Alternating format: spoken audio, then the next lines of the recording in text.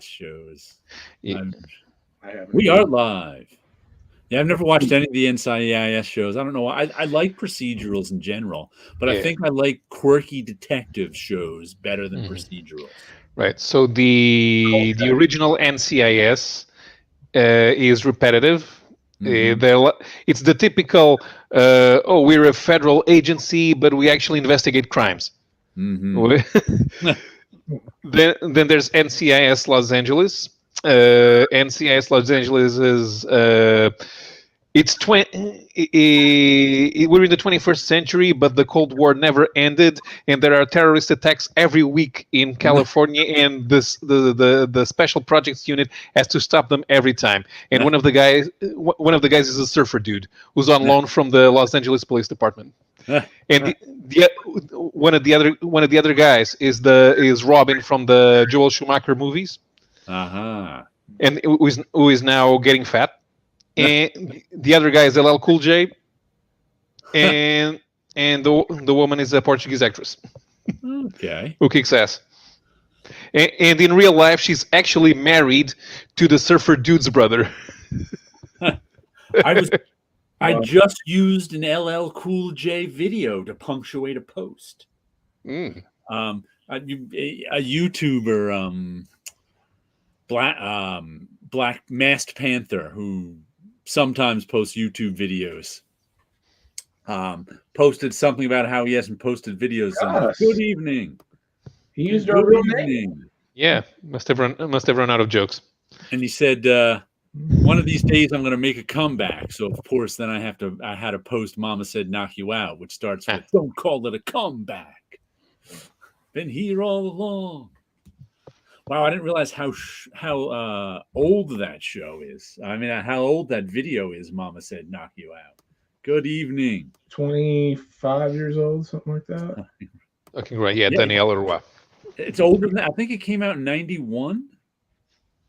So it'd be 30 years. Yeah. It's like, whoa, how did that song get so old? That happens. Crazy.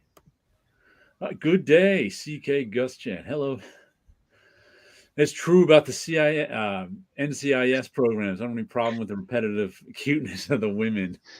Yeah, sometimes I have to explain. This is NCIS and CSI are different franchises. NCIS, they're a federal agency. CSI, CSI doesn't make any sense. It's like they're not actually cops, but they're the ones who investigate the crimes for the cops. So it's the same agency. It's just whoever wrote the scripts has dyslexia, right? Exactly. Okay. Because now there's a new NCIS. It's NCIS Hawaii, but it's like they're trying to do more Hawaii 5.0. But calling it NCIS, which is kind of the thing is boring. I'm on the third episode, and I want to kill every character. There have been entertainment. There have been very few crime procedural comics. What was I just reading? There was like one of them this year that I got. I can't remember what it was now, but I remember saying that at the time. Yeah. There's a lot of crime-related comics, but there's not that many procedurals, though. No. There's very, very few procedurals at all. And I think like there's the crime like Parker by Darwin Cook. That popped to mind immediately, but that's adapted from novels. Yeah, Don Westlake wrote those. But it's amazing. I guess. Besides, it's from the Crook's point of view. Yeah, would Gotham Central count as a crime? I haven't read enough of that. I haven't read it, so I don't know. I think I read a little bit, but I don't even remember it. Yeah, I wouldn't say that. It's like a superhero book without the superheroes. Yeah. Interesting. So it's the opposite of top 10. I'm trying to think of what that procedural is that I read this year. I cannot. I probably only bought one issue of it and didn't like it. Should they start doing comics about Banachek? There we go. Batman is sometimes, Batman is sometimes a crime, but it's not. It's overwhelmingly a superhero comic. I would prefer if Batman was a detective. Yeah.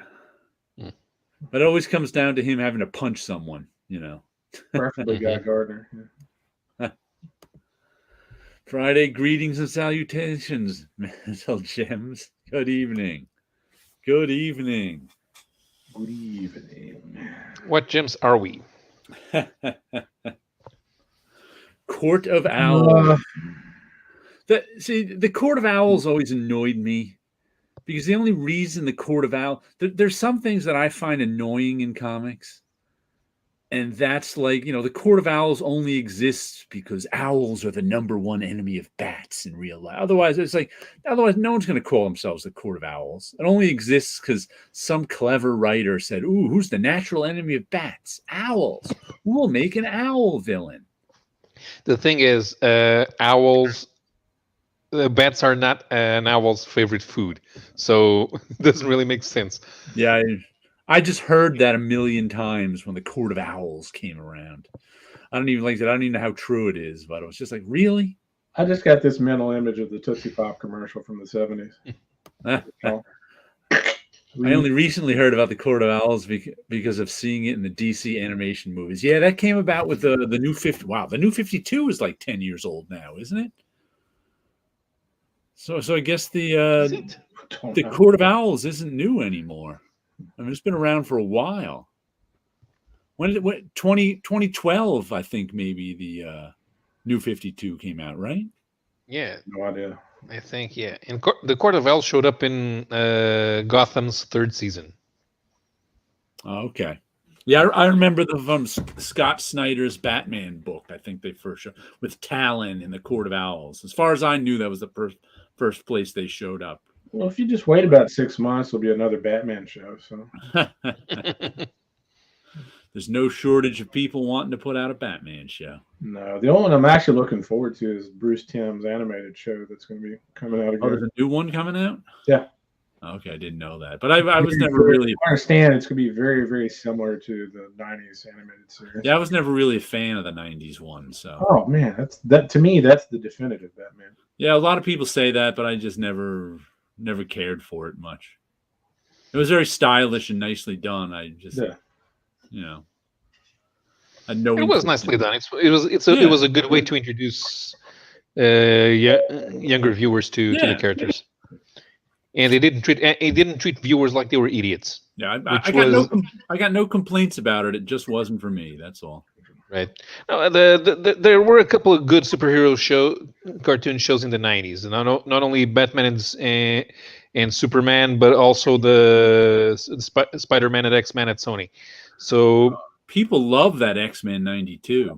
I didn't like the animation styles in the. Oh, it wasn't for me either. But if 10-year-olds, 8-year-olds loved that. There are a lot of people now who that's why they're bringing it back. They're bringing back X-Men 92 on some streaming channel. Well, it must be Disney Plus.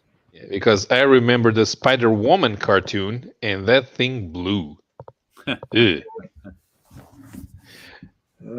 remember the Fantastic Four cartoon from the 70s? Oh, the Fantastic Four cartoon from the 70s was genius compared to Spider-Woman. Batman Brave and the Bold was a lot of fun. Yeah, it was another. Like I said, that was another one that was well done. I just didn't care about it.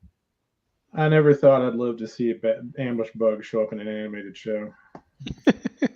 We've lived to see everything now. It's all showing up on TV in the movies. Yeah, there was an episode of Batman Brave and the Bold that had Batman and Space Ghost. Commandy showed up. Everybody showed up. Yeah. My heaviest comic of the week, and it's not. I bought this one by weight. What is that? There was an Avengers cartoon from 2013 that was really good. I don't remember that at all. You mean no, that wasn't from 2013. United Day Standard was from like 1998 or something. White Ash is back, and it's funny because this is so they call it season 2. I bought the first, I think it was 6-issue mini of this, and enjoyed it. But when this showed up in my final order cutoff, nice Jay Lee cover too. When this showed up in my final order cutoff, I was like, another $5 first issue. I'm kind of tired of $5 first issue. But it turns out, not only is it a real heavy comic, it's 42 pages. So I was like, you know what? For 42 pages, and it won out over. Mark Miller and Matteo Scalero had a new comic this week called King of Spies, which was another $5 first issue, except that it wasn't nearly as thick and heavy as this. As a matter of fact, it was self-covered and wavy. And I went, I'm just so tired of buying crappy physical comics. Right. Then I'm like, you know what? I'll buy this one. Yeah, that's Jay Lee. That's the Jay Lee cover, yeah. He's not doing the insides. Okay, but okay, I recognize the style, but and Jay Lee got rid of all the blacks he used to spot. His art styles changed a little bit. Oh, yeah. Yeah, is he pulling him as a Kelly? I think he may have been looking at Alex Toth. He's kind of simplified. No, he's been doing stuff like this for a while, though, sort of thin and lithe. He did a lot of Catwoman covers, sort of like this. But it's a story of like what's interesting. It's a story that takes place in this small town where we found out, and it's funny because I remember saying this with the first issue, with the first series. It wasn't until the end of the second. I bought the first issue and it was okay. I really liked the art in it. Mm-hmm. That's what made me buy a second issue. And it was like the reveal at the end of the second issue was like this town was full of actual dwarves, magical sort of dwarves creatures. I'm like, they should have given us that reveal at the end of the first issue. Mm-hmm. It's not the second issue. And it turns out there's this town where dwarves and elves live, and there's these evil things too. And like the people in the town, they keep a low profile, but they came from another world and they've been here 1,000 years, and they're trying to find a way back to the other world. Yeah, that's a Dungeons and Dragons campaign, is what that is. It's very much like a Dungeons and Dragons campaign. I think there's vampires too who they fight, but we find out in this issue, which was good, like they pick up the story again. Mm-hmm. And there's sort of a romance between this guy who's half elf and this elf woman. We find out that there are no elf women. The evil creature vampires killed all the dwarf women and killed all the elf women except for this one. So that's, I guess, the new plot twist that's coming up in this one. So he tried that King of Spies. Yeah, I might get it next week if they still have it, but like just the physical comic turned me off. Jay Lee seems to be popping up all over these days. Just get a Red Sonja Black, white. Yeah, I mean, if these guys can make money just doing covers, why wouldn't they? That's the first I'd heard of Jay Lee in a while. I like the short cartoons and the DVDs after the DC animated movie. I watched Sergeant Rock. I watched the Sergeant Rock one and the Adam Strange one. The animation was good, but the stories were awful. They were just bad. King of Spies is Mark Miller writing Old Man James Bond. Jared, I know you stopped reading Deadly Class, but the recent issues were very good. Impressive. Oh, I didn't stop reading it because it was bad. I stopped reading it because it had no more stakes for me. We'll let that phone ring. It's like Deadly Class. It had a twist where Deadly Class was all about life and death, kind of. But then they faked you out and kind of removed death from the equation. So it was now like I could no longer trust that any of the characters lived or died. And where's the drama in that? There's no. If it became a Marvel comic where any character can come back at any time for any dumb reason. Meanwhile, they're killing characters left and right, and you're like, none of these characters are really dead. So it's not like I thought Deadly Class was bad. I just didn't buy into it anymore. And so when it went on hiatus, I dropped it. But I actually do miss it because it is really good. That what's his name? That artist. Oh God, who's the artist on Deadly Class? Lee Lowridge, is he the colorist? He is really good. He can really tell a story. One of the best car chase scenes I've ever seen in a comic is in like issue 6 or something. I love Jay Lee's early work, Slinging Ink in early style. I had no idea. Yeah, Jay Lee's been back for a while now. He kind of reminded me of a cross between David Mack and Paul Pope. King of Spies was just okay. Not sure if I'll keep getting it. What was that, Scott? his art style back in the day, he kind of reminded me of a cross between David Mack and Paul Pope. Okay. Yeah, he's one of those guys who I liked his art better after I met him because he was such a nice guy. I can see that. I kind of just dismissed him as one of those, Image comic clones in the early 90s. Mm-hmm. One of those, McFarlane, Jim Lee, Rob Liefeld clones. Right. Then his work grew. I think the first thing he did that I really liked was that he did Inhumans, I think. Early 2000s. That's true.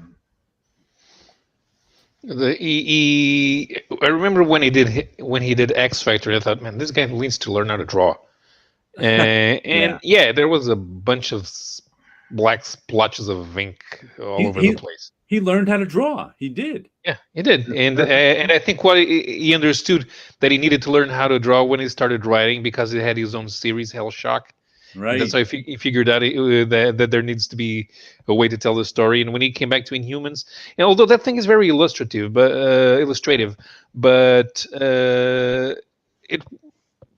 you don't feel lost reading it. Yeah, I remember that was the first thing of his I was really impressed by, even though I liked his stuff here and there. Well, you said you see a lot of guys coming up and you go, oh, this guy really needs to learn to draw, and they rarely do, and he did. He really did. Mm-hmm. Yeah, I actually wanted to. I just saw a some sort of ad for They Don't Kill Spiders Legendary edition. I was like, "Ooh, that sounds cool," because I like oversized stuff. I didn't know they were putting out stuff. And who is it? Scout Comics was putting out stuff 11 by 17. It's like I think $20 for one 11 by 17 comic. Right. But I'd like to get one of those if I can. I don't remember what They Don't Kill.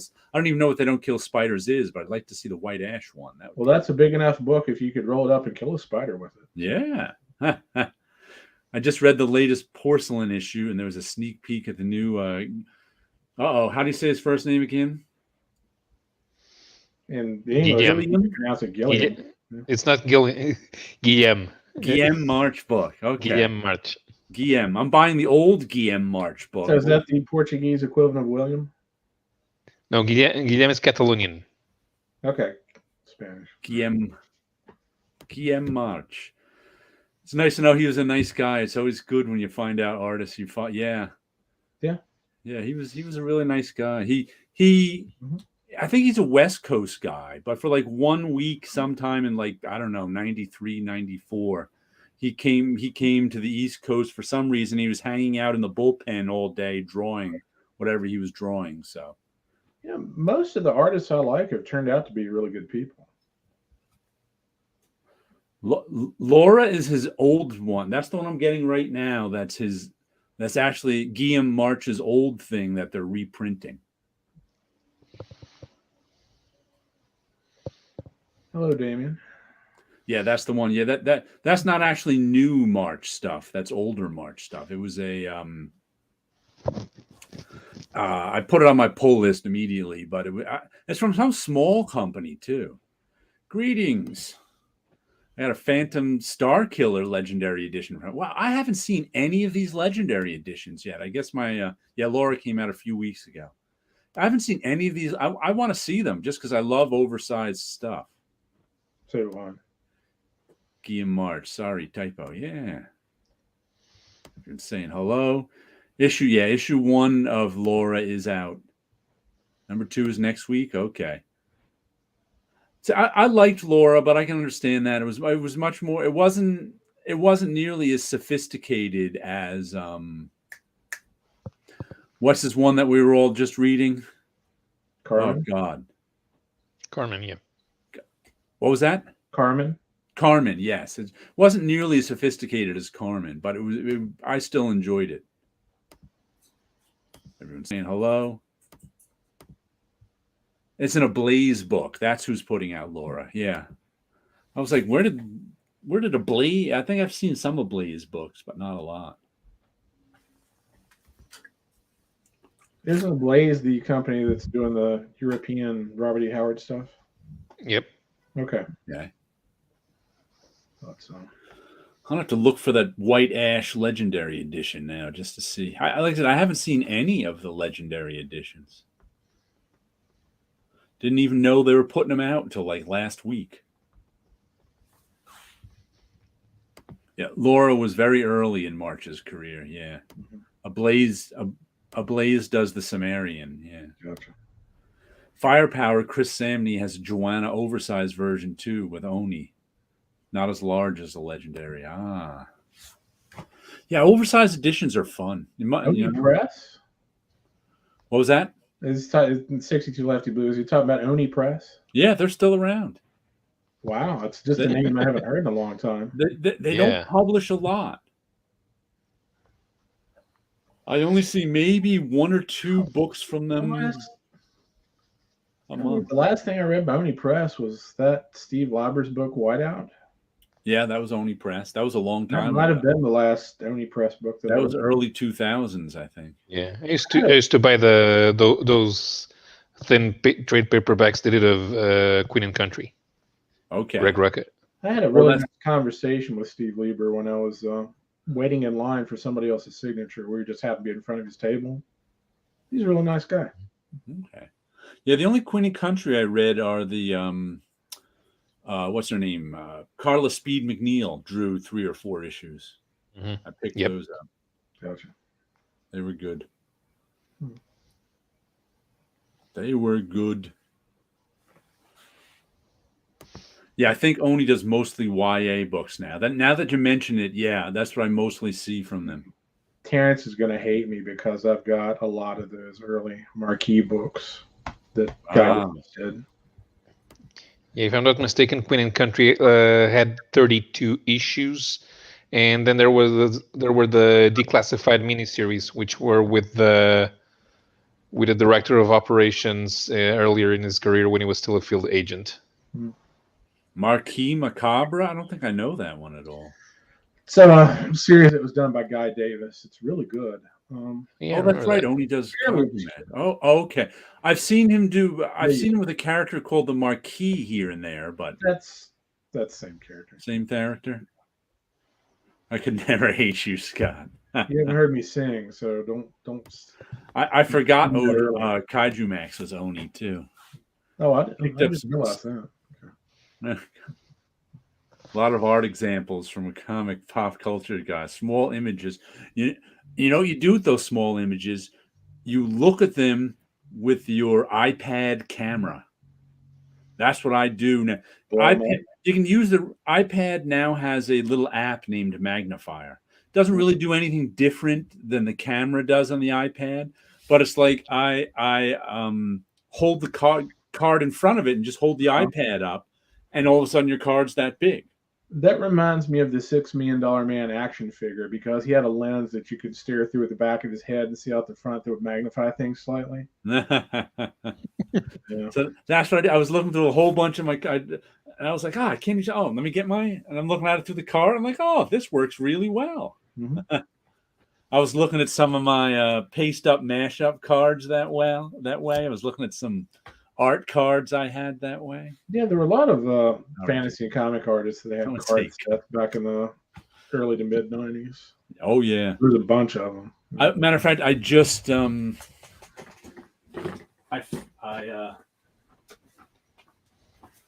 found this random box. I have boxes of random old cards lying around. Yeah. Just because, like, especially in the 90s, early 90s, during the boom periods of cards, I just pick up a pack or two of whatever. So it's like, let's pull one of these out. Yes, Damien, the iPad does make you into Steve Austin. You get the special springy sound effect whenever you open the app. What are the I have this whole bunch of, I don't even remember getting these James Bond cards. Never got those. I've got like 100 of. I don't know if I have a complete set or not. I don't know where they came from. I have no memory of them. But it's early. That's because it's early 90s stuff. I had Desert Storm cards. I've got these George Petty art cards. I don't even know who this illustrator is. He was a good girl illustrator, kind of like. He's obviously a good girl illustrator, but I don't remember him. Yeah. Got a couple of packs of those. I've got like random promo cards, like the Legion, Corrupto. Here's a random Jurassic Park card from Topps. Like I just saved all this crap for some of those. Joe. Yeah, some of those are like promo inserts in magazines too. Yeah, these may have been from Topps Comics.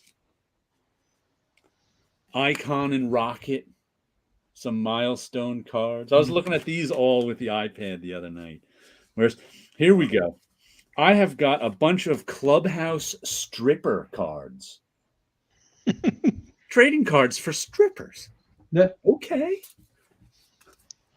There's a market. Yeah. Mixed in with Jim Lee's Stormwatch. Or is that Jay Lee's Stormwatch? Jim Lee's Stormwatch. It is. Okay. But it's like, I just have all these random cards. Yeah. You can look in my right ear and see out the left eye. No magnifications, Hadley. Now I need $6 million man figure. It's an art tool, so I'll be able to write it off. Vertigo trading cards. Yes, those were nice, and they were oversized too. The Vertigo cards are really good. I have a set of I forget Guardians cards by Brahm. I think I did taking a look with those ones. Brahm just had his Zeta and Boris cards. Yeah. On the Speculator channel this week, someone disparaged Gru when discussing his first appearance. One made fun of someone he knew and read it. I commented, but they ignored me. Be blaspheming about Gru. Strippers are people too. They are, and if I can only get these '90s strippers to autograph my cards, they'd be worth a whole lot. But of course, they ignored you, Gore. I mean, if you go to a Speculator channel and you try to discuss things that actually happen inside the comics, they will ignore you because they have no idea what's going on inside the comics. Yeah, they have no interest in that. They just heard that that comic is worth money. They must have sold the stripper. I imagine they sold the stripper cards at some comic shop in New York City. I don't think my local comic shop would have them, but I think maybe Jim Hanley's Universe or some. I don't know where else I could have got stripper cards. Is Hanley's Universe still around? They're still around. Okay, I just wondered. Ray Bradbury comics card. This must have come. I have those. They all came with the Topps comics. Yeah. Batman Nightfall cards. I don't know what this one is. Skybot. Must be 2 packs of Batman cards here. Were all those Norm Brayfogle? No, I don't think. I think they're. Well, it looks like most of them are now that you mention it. Here, I must have got a couple of. These are these Kirby movie concepts cards. Oh, nice. Jack Kirby, the unpublished archives from Comic Image. Was that must have 2 packs of that. Okay. There's a Chromium Kirby. The Kirby unpublished archives. It's like I didn't even know I had all these. Yeah. Who doesn't want an Annex card from 1993 Marvel Annual? Yeah. Annex. The greatest we can get the speculators to speculate on these the 1990 was that 93 or 95 annuals with the new and exciting characters that are going to be rock your world. Annex. Sure. Of course, some Simpsons cards have to be in there. It was the 90s. So all that Stream Girl, the Flip Side guys, made me cringe a little. Yeah, I know the Flip Side guys. The thing about them, it's like the thing you say, Jared. They're collectors and they need something to collect. Yeah. Supposed to read the comics? Yes, you are. Yep. The one about gaming. That's the one. You should sell the NFTs of those old cards. Yeah. The mall sold cards out of a vending machine in the Speculator era, and that's how I bought all the Playboy type porn cards. Oh, that's interesting. Like I said, I don't remember where I got them. There was also a ton of card shops. I could have gone into one of those. Yeah. Like in the early 90s, in locally there was at least 5 different card shops. Now there's none. Yeah, and in some cases, you had combo shops that sold both comics and sports cards. Who doesn't want a Patty and Selma card? I like that. I like that. Everybody wants one of those. And I even have, I wonder if these still work, the temporary tattoos from the Simpsons cards. Imagine that. I never put them on. Those now. I bet you get an inky mess. Whoa. I've got a whole bunch of these Avengers, the TV show cards. Mm-hmm. My friend Hal is a huge fan of Diana Rigg. I'm a Diana Rigg fan too. That must be why I bought them. Then I've got random pro-line football cards. I don't know why they're in this box. Probably my friend Steve bought them and didn't want them. And they're probably giving away the Giants cards would be my guess. But it's fun. It was fun to go through all these old cards. I'm like, what are these? What's in here? And you should see the amount of old CGC collectible card games from the mid-90s I have. Because I used to play Magic with some guys from the bullpen, and we would just buy random new games that came out to try them out. And I've got there was a bunch of them back then. There were none of them caught on. The Tolkien game is especially collectible by Tolkien collectors now. Pogs. I remember Pogs. Mm-hmm. Gore's the real reader on the live stream chats. How can anybody be disparaging Gru? What's the matter with these people? Yeah, there was one thing I remember seeing in some videos a few weeks ago. That week that there's a story. Here's my friend John, who worked with me in the bullpen. I'll have to tell you the story of the Stan Bunch AIM agent cards. Well, the week that Penguin messed up all the Marvel deliveries, there was some guy complaining that the market is now 80. They should be careful about that because the market's 85% collector. If your market is 85% collector, your industry is in trouble. Yeah. How can you put cards on display? I just kind of put them in the little hard sleeves and lean them up places. Yeah, there's a little top loader. And here's a real display one too. This is one of these Stan Bunch AIM agents that my friend John mentioned. Back when sketch cards were first invented, the biggest problem they had was they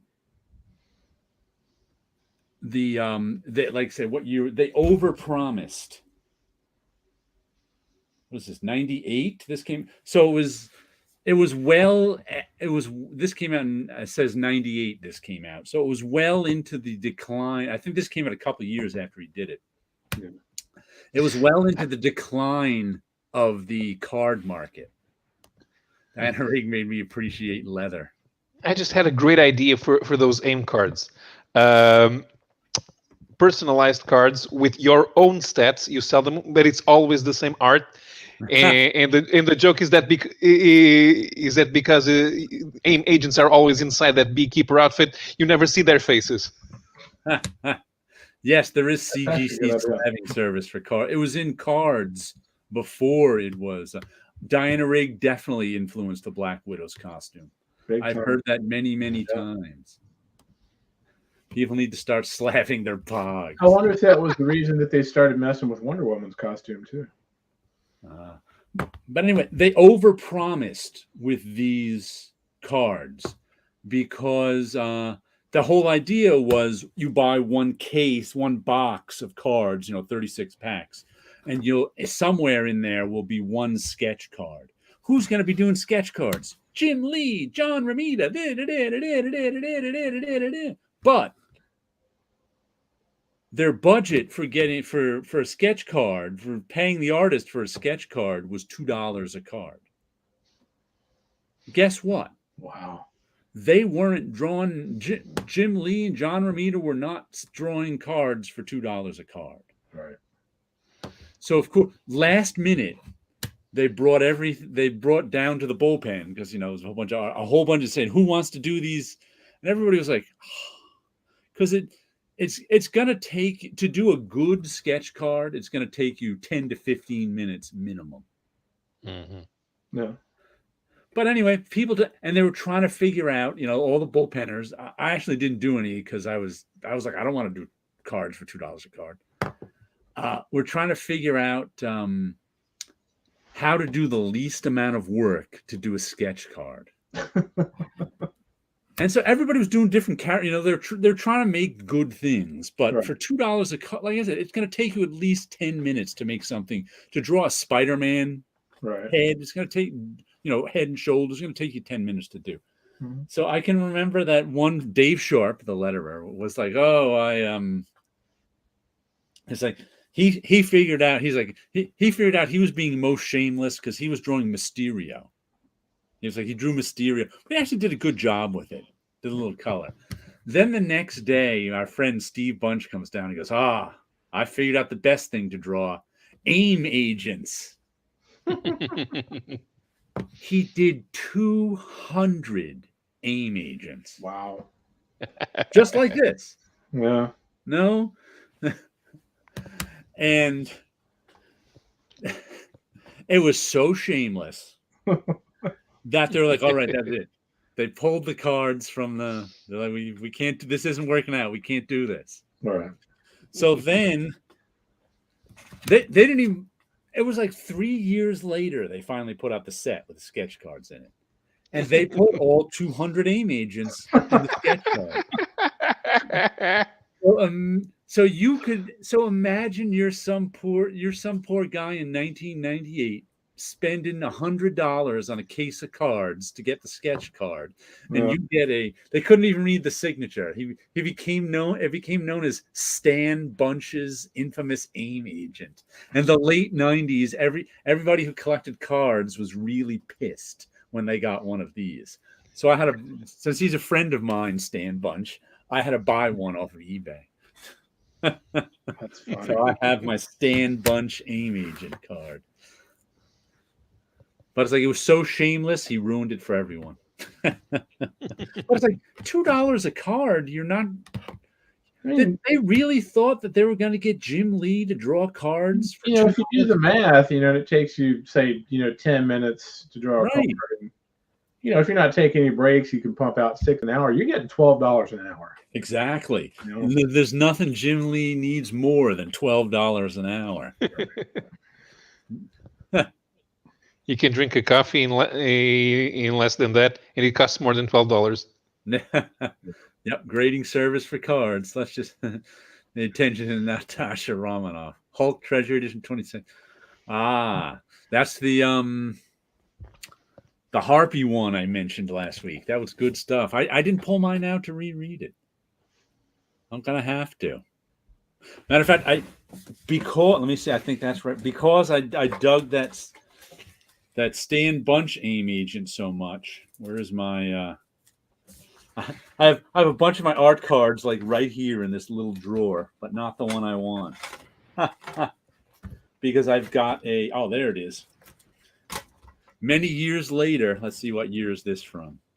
2013. I got myself a Fred Hembeck AIM agent to go along with my Stan Bunch. I have a Fred Hembeck Ray Bradbury sketch card. Cool stuff. I like Fred's sketch cards. Oh, so do I. I should buy some more. I actually buy random artists sketch card, like just AC.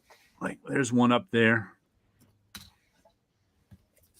Nothing to do with comics. Right. Just an artist drawing. Get these for like $10. I bought this year sometime.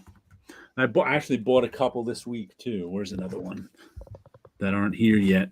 So William Stout's put out a set of actual playing cards that he did the art. These are called ACEO cards. I like that one.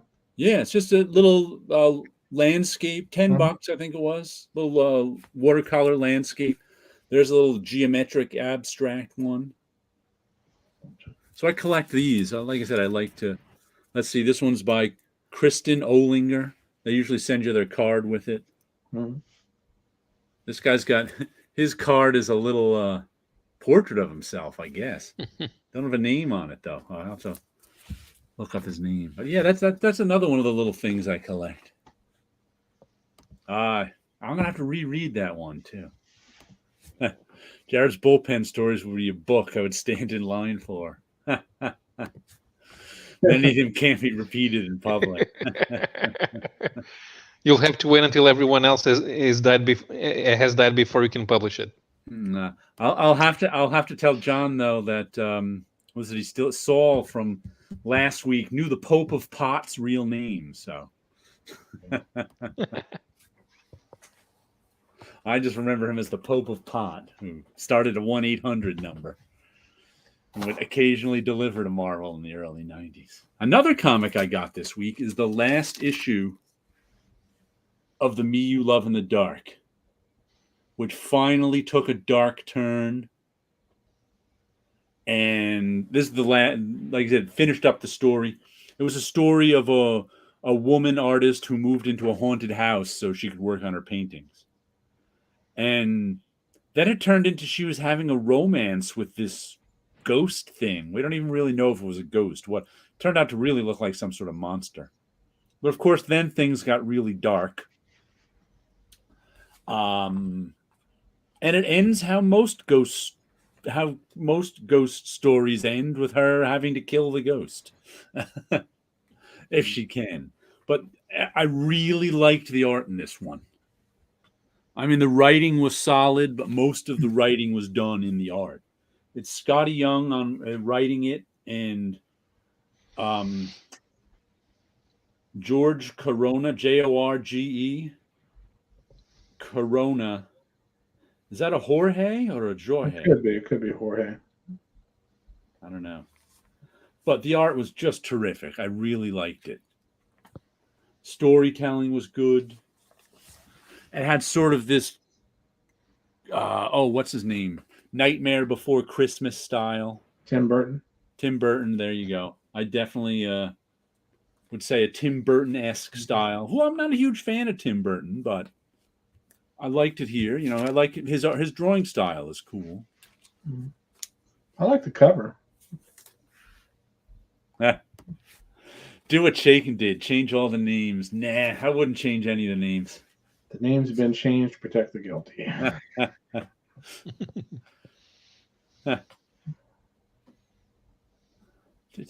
They were mostly just fun stories.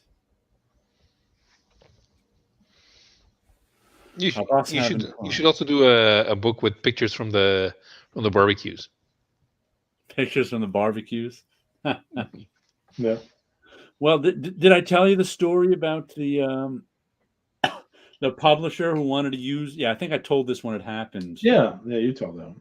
The publisher who's publishing the Women in Marvel book, wanted to use some of my pictures as long as I signed the release that said they had all the rights forever in perpetuity. Yeah, right. No, thanks. Not a good idea. It amazes me that publishers still do that. That's why you have lawyers. And keeping track of trying to keep track of who the characters really are in that Shaken book, it's not easy. There's so many of them. So you need to get Justin Evans to do an annotated version of that. Here's the real characters. Here they're annotated. Right. And annotate. What was I just listening to? Just today I was listening to Sleepy Readers and Wednesdays. I forget which name he's going by now. He's had a few of them doing their Planetary videos, or going over issues 2 and 3 of Planetary. And they were both saying they'd like to see an annotated Planetary, because there's so many pop culture references. There might actually be it's not done with Justin Evans, but there might be an annotated. But the old website is still active. The annotated Planetary, I think it still is. Ah, okay. I'll have to look for it. But I start reading. I have to go back and reread Planetary and watch those videos. But Sleepy Reader commented back to me that it was because they were both recording late at night and didn't want to wake their families. But I commented that that particular video sounded like. Do you remember the SNL skit where they would do NPR radio shows? No. That's kind of what the video said, because they were both kind of being quiet and even toned because it was late at night and they didn't want to wake their family. Look up Saturday Night Live NPR skits. But what era of SNL would it have been? I don't know. I never have kept track of SNL. Okay, I just wondered. It's old, but it's not new. It's like 15 years old. I don't know. Oh, okay, gotcha. Because if it's not classic like the Eddie Murphy, Joe Piscopo era, I probably haven't seen it. Delicious Dish. Is that the name of it? Who's been going through Planetary? I've been having time. Sleepy Reader. It's over on his channel. I was going to watch all of Tim's videos about Planetary too, but I wanted to wait because for years and years I had all the issues except the very last one. Yeah. And the way I got the very last one was buying the second omnibus edition at conventions. So far it worked. So far they've got one video on issue 1 and one video on issue 2 and 3. Okay, good. I'll have to reread those and watch those. Mine everything. Yeah, that's right. Disney. Even if you get the rights and royalties, Disney would end up buying everything in the end. And Mickey Mouse. Yeah, Disney's now saying they don't have to abide by the contracts that. Yeah, and boy, Steve Bissett and Mark Nelson were not happy about that either. Yeah. Delicious Dish. So the Planetary annotation site is no longer active. It was still on Earthlink.net. Can you find it on the Wayback Machine? Yeah, I think so. Let's see.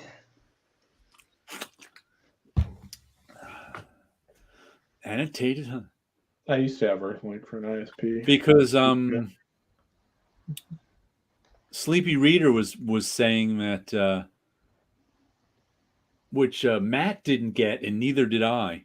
Mm-hmm. That and I think it was the second issue, one of the characters was a specific Japanese writer who got caught up in the samurai movement. And like he's famous in Japan, but I didn't know who it was. No.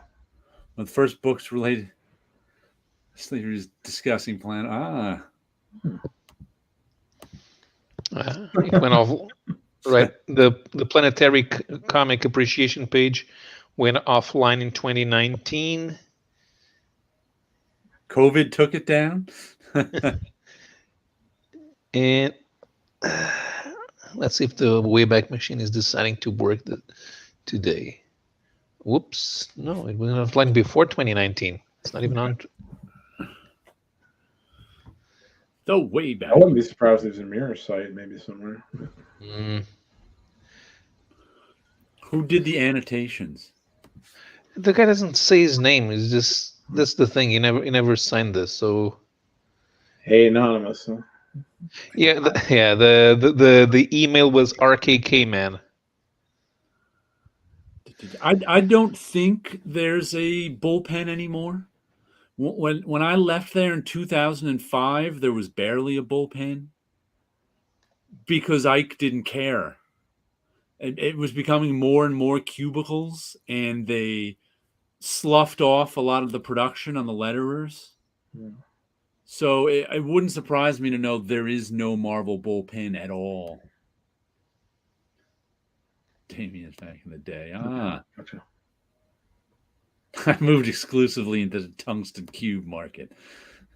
That's his name, Yukio Mishima. That's the writer who Sleepy Reader. What I learned about Sleepy Reader's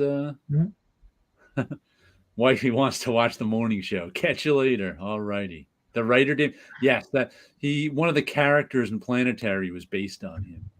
Yeah, that's not a author I'm familiar with. The super famous writer. Yeah, I did not know him. How famous could he be? I've never heard of him. Well, he's super famous in Japan. We're big in Japan. Okay, the planetary site is on the Wayback Machine. You have to go to 2018, and it seems to be at least 99% intact. Okay, that's cool. Paul Schrader made a great film about Mishima. There might have been one or two people on staff to handle production issues, but there's no bullpen as we knew it. Yeah. There's no group of people doing that anymore. I wonder if Paul Schaefer made any movies about famous authors. Paul Schrader. Let's see. The other thing I got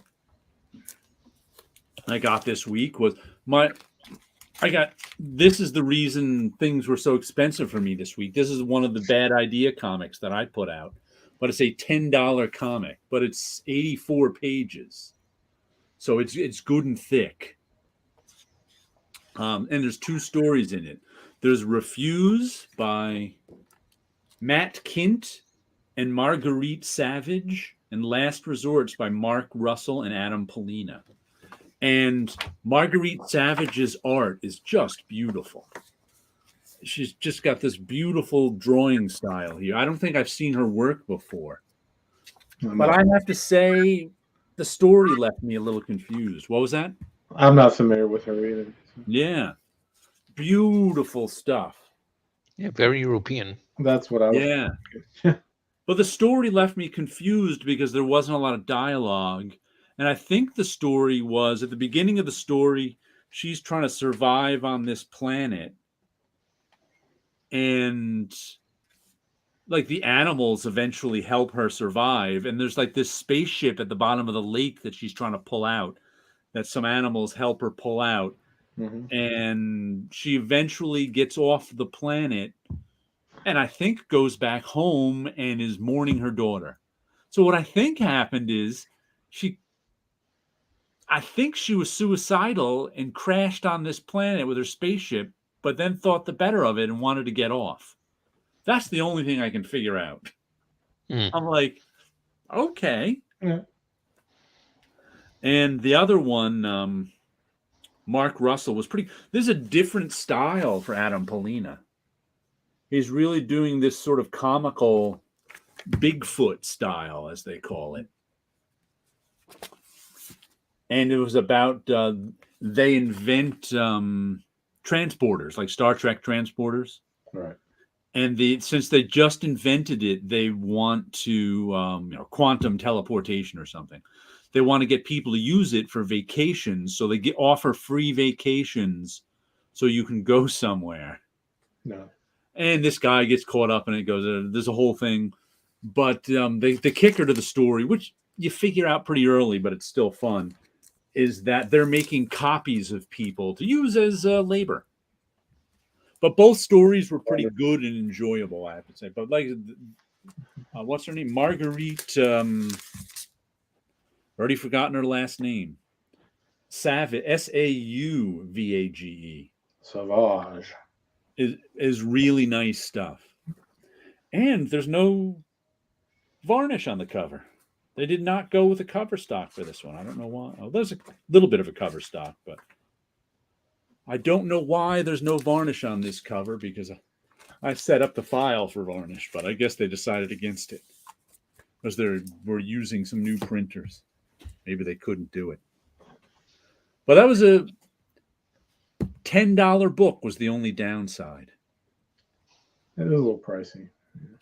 Let's see. Oh, we got some stuff back here.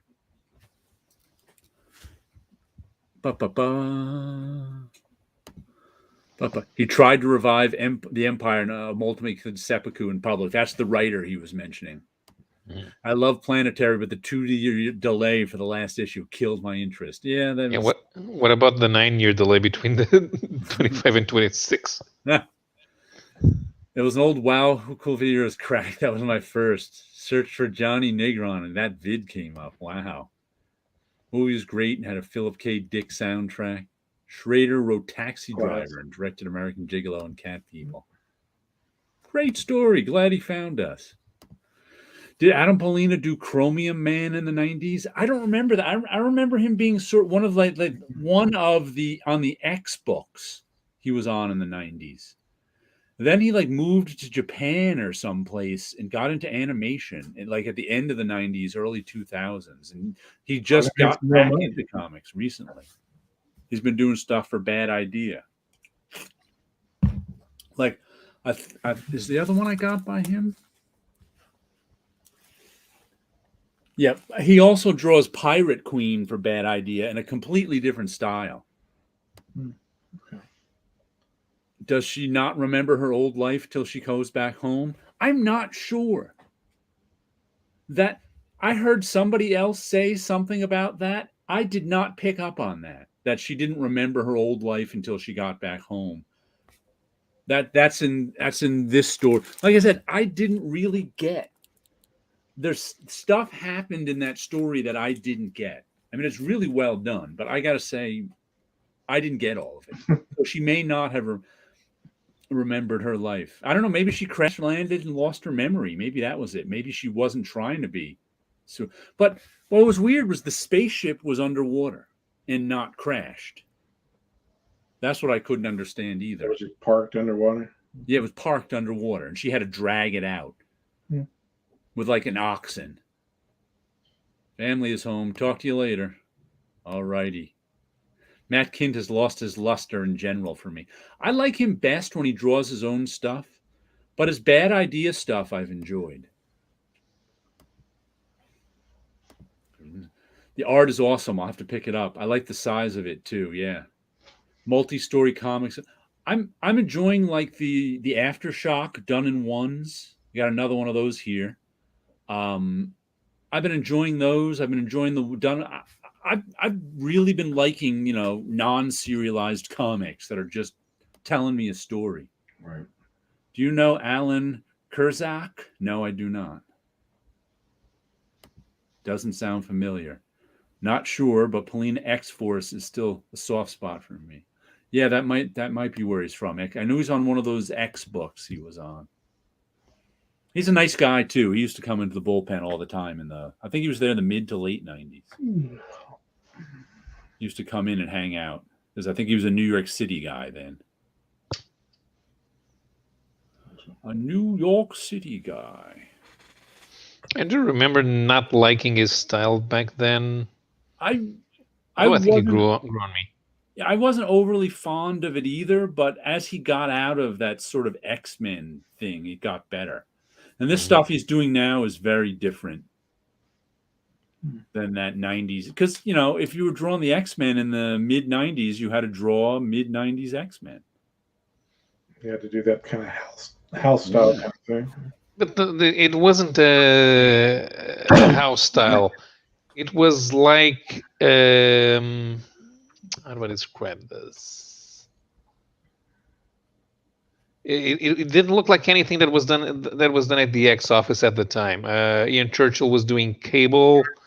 Andy Kubert and Joe Madureira were doing Adjectiveless and Uncanny. And Joe Mad had a style of his own. Roger Cruz wanted to copy Joe Mad. I remember. There was a beef. Yeah. I think that time that by that time, because there's never actually a house style in terms of anyone saying you have to draw like this. Mm-hmm. What always happens is that Jim Lee's X-Men is the best-selling thing. So the editors start to look around for artists that they go, oh, Jim Lee's X-Men is selling. This guy kind of draws like Jim Lee. Let's have him do our book. And freelancers, not being dumb, start making their style look a little more like Jim Lee. All right. Mm-hmm. So that it's never anything planned, plotted, or overseen. It's just kind of like, it just kind of happens. If you're a freelancer, copying the most popular guy will get you more work, so you copy the most popular guy. But I think by like the time Adam Polina was around, there was not really that many. Like you said, there was a few different styles within the X-Men. Mm-hmm. Polina's style, I think the best way that I can describe it was halfway between Jim Calafiore and Jim Calafiore and who? Not Sienkiewicz, no. It kind of like looked like a thin if Jim Calafiore drew thin people who were stretched out. Yeah. Yeah, I don't really even remember his style that much anymore. I've seen him so long. I mean, his stuff between Calafiore and Larry Stroman, kind of, but thinner characters. That's cool. Yeah, like I said, I haven't seen. I can't picture his '90s X-Force style in my brain. I'll have to go back and look at it. But his new style now is nice. I see California comparison. There was a plasticity in Paulina's work, the slightly exaggerated proportions. Okay. Yeah. I think that Calafiore knew how to make it look three-dimensional, realistic, although it wasn't, because it was heavy on the shadows to show the angles. But yeah, and Paulina was less realistic when compared to Calafiore. Calafiore, what has he done? I saw something by him in the last couple of years. I can't remember what. Lately, I don't know. Yeah, I don't know either. I'm trying to think. Because he hasn't been around in a while, I don't think. The last thing of his I noticed was Exiles. Exiles. That was a while ago. Mm-hmm. That was like 15 years ago. But I think I saw something with his name on it like within the last few years. Mm. But I don't know what. Charlton66 is a big fan of Calafiore. I used to play touch football with him. He's a nice guy, too. Tall guy, too. He got better at touch football as time went along. He learned to use his height. Because I can remember, like, someone used to organize occasionally because Wizard used to be right here in Rockland County. Wizard magazine used to organize some Wizard. Matter of fact, the guy who used to organize the games works for Marvel now. Some Wizard Marvel football games, touch football games we used to play at, and Jim used to play in them too. And he was one of the guys who, like, they must have gone on for 2-3 years. We played, and he was one of the guys who, in the beginning, he just hadn't played that much touch football, but by the end, teaching them some pass routes and how to catch things, he was pretty good.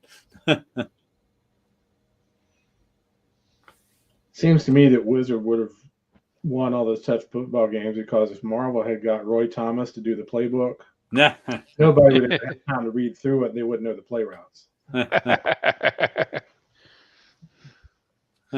No, at the time they'd probably have Terry Cavern organize it. And then nobody would understand it. People rag on Terry Kavanagh's writing all the time, but he did write for a while. I don't know that I've read his. I've worked with him in recent years, doing some stuff, doing some production for him. So I've heard from him in the last few years. He's been doing some custom comics. He dropped. I think he was I think he was let go in one of the mass firings at Marvel in the 90s. Yeah, working other jobs for years. Right, because the last thing he did at Marvel, I think, he was running the Avengers, during the Crossing storyline. Before Conan, he was an editor at Marvel. So he was one of those editor writers in the early 90s. But there was a couple. It was part of a couple of guys that from the time at Marvel disappeared. It was him and Ben Robb. I think Ben Robb went to DC for a while. Yeah. Well, there was like 3 mass firings at Marvel during the bankruptcy years. So a lot of people never worked in comics again after that. Imagine that, Yeah. Mass firings and people don't work. Does tend Ike Perlmutter ruined a lot of, or Ron Perlman and Ike Perlmutter ruined a lot of comic careers. They did. The next comic I got this week is the Magic Order #2. by Mark Miller and Stuart Emen. It's a name I haven't heard in a while. Soon to be a Netflix TV series. Just like everything else. So that's why there's a volume 2. Yeah, that's why there's a volume 2. It's, I mean, I like the Stuart Emen artwork, and I don't the first volume shocked me. I don't remember because there was a twist at the end. I always call Mark Miller the master of the obvious because you see his plot line, you see his plot points come. He does them well when they're done well. Like Mark Miller is very artist. It depends on what artist he has if I'm going to like the writing or not. Because, like I said, if he's the master of if the artist can pull it off, it's good. The artist isn't as good, can't pull it off, it's not good. That's just the way I am with Mark Miller stories. And often the artist can really, like Jupiter's Legacy is one of my favorites. And you can see all the plot points coming. It's obvious. You know when he does one thing, it's going to pay off here. You know if he does another thing, this is going to pay off there. You can see everything coming. But if they make it work, it works. And I just remember like reading the last issue of Volume 1 and going, a twist in a Mark Miller comic? I'm shocked. Can't even remember what the twist was, but there was a twist. And I was like, Mark Miller doesn't give us twists. So you figured out that math that Harry Seldon used in yes, but animation to do that. I guess you could.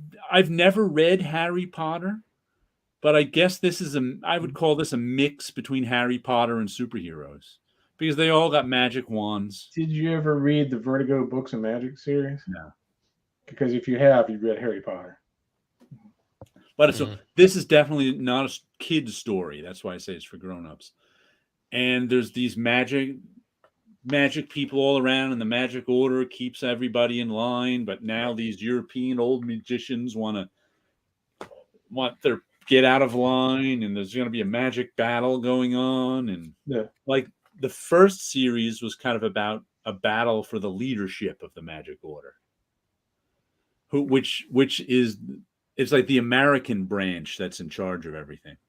And this one is kind of about the American branch and the British branch, but like the Eastern European branch is starting trouble.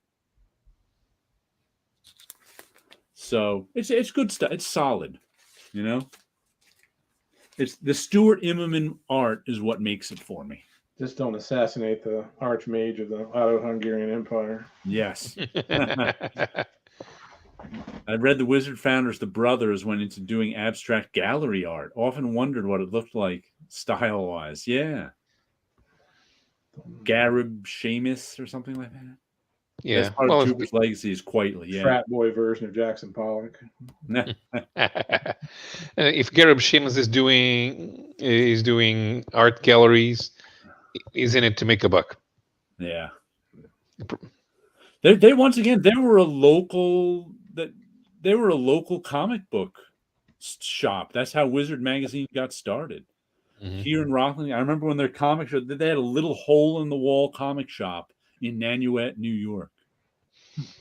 From what I remember, what I remember them saying is that they kind of got big enough because they were friends with Todd McFarlane. I can't. McFarlane would do stuff for them. And it was kind of like they were a hole in the wall comic shop, and I barely ever went there. They were like the fourth best comic shop in my local. Back when there were a lot of comic shops around here, they were like the fourth or fifth best comic shop. You know, so it's like I never. But they had a newsletter, and I think that newsletter eventually turned into Wizard Magazine.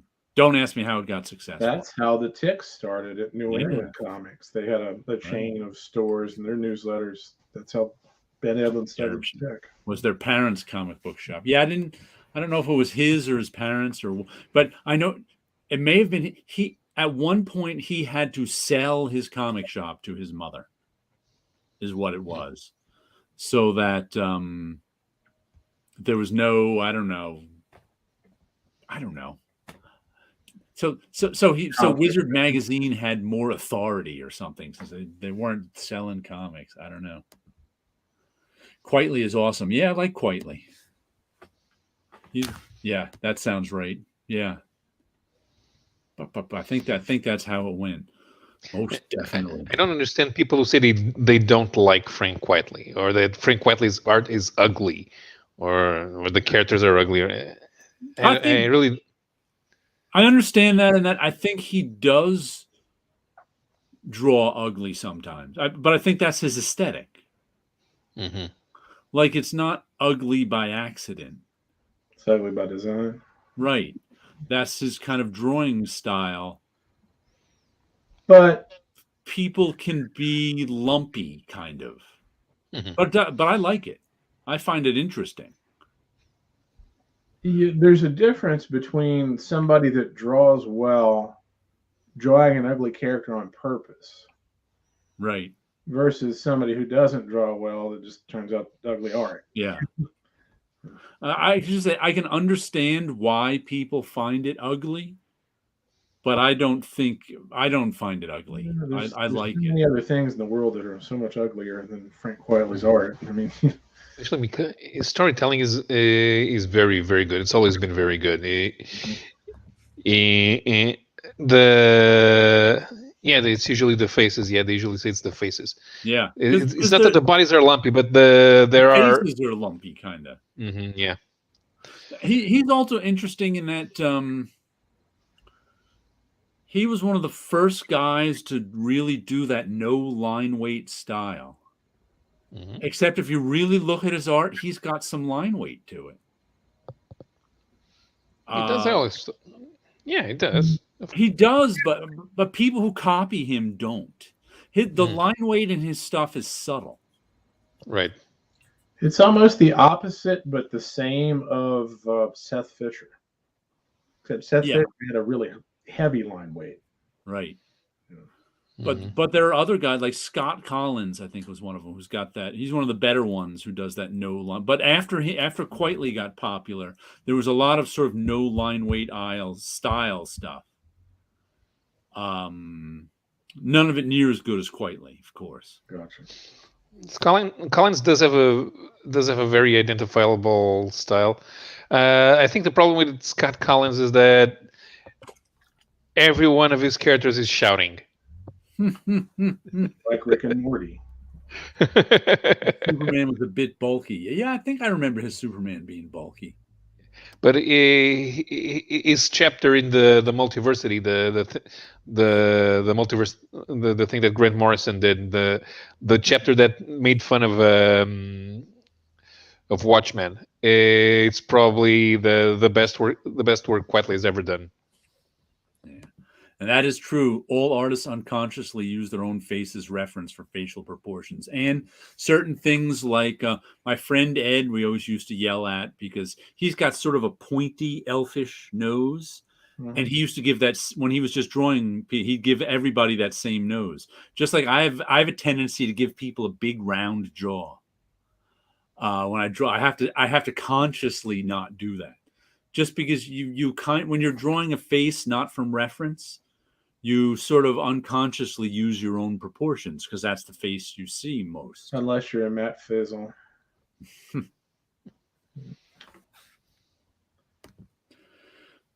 Ramon Villalobos is the best unabashed Quietly. I know that name, but I can't remember. I've heard that name, but I'm not familiar with his artwork. So he did one of those series from the failed Vertigo revival. Order Town or something. Wizards top 10 artists listing every week was such a sham.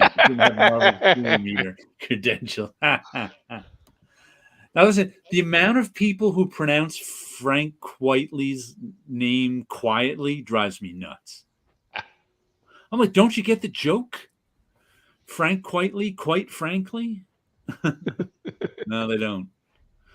The amount of people who call him Frank Quietly is amazing to me. Yeah. But I guess Quietly isn't easy to say. It's not like a... Well,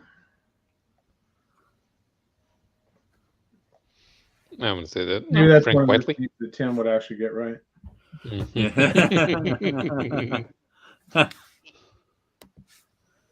He's got a book coming out.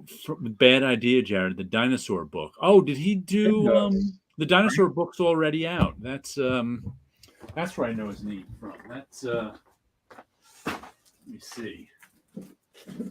I'm all about some dinosaur books. This is the stack of Bad Idea comics I've done the production on so far. You'd think I'd know his name. Where is it? It's Tankers. Oh, no, this is Juan Jose Rip. Must be a different dinosaur book then. I wonder which one it is.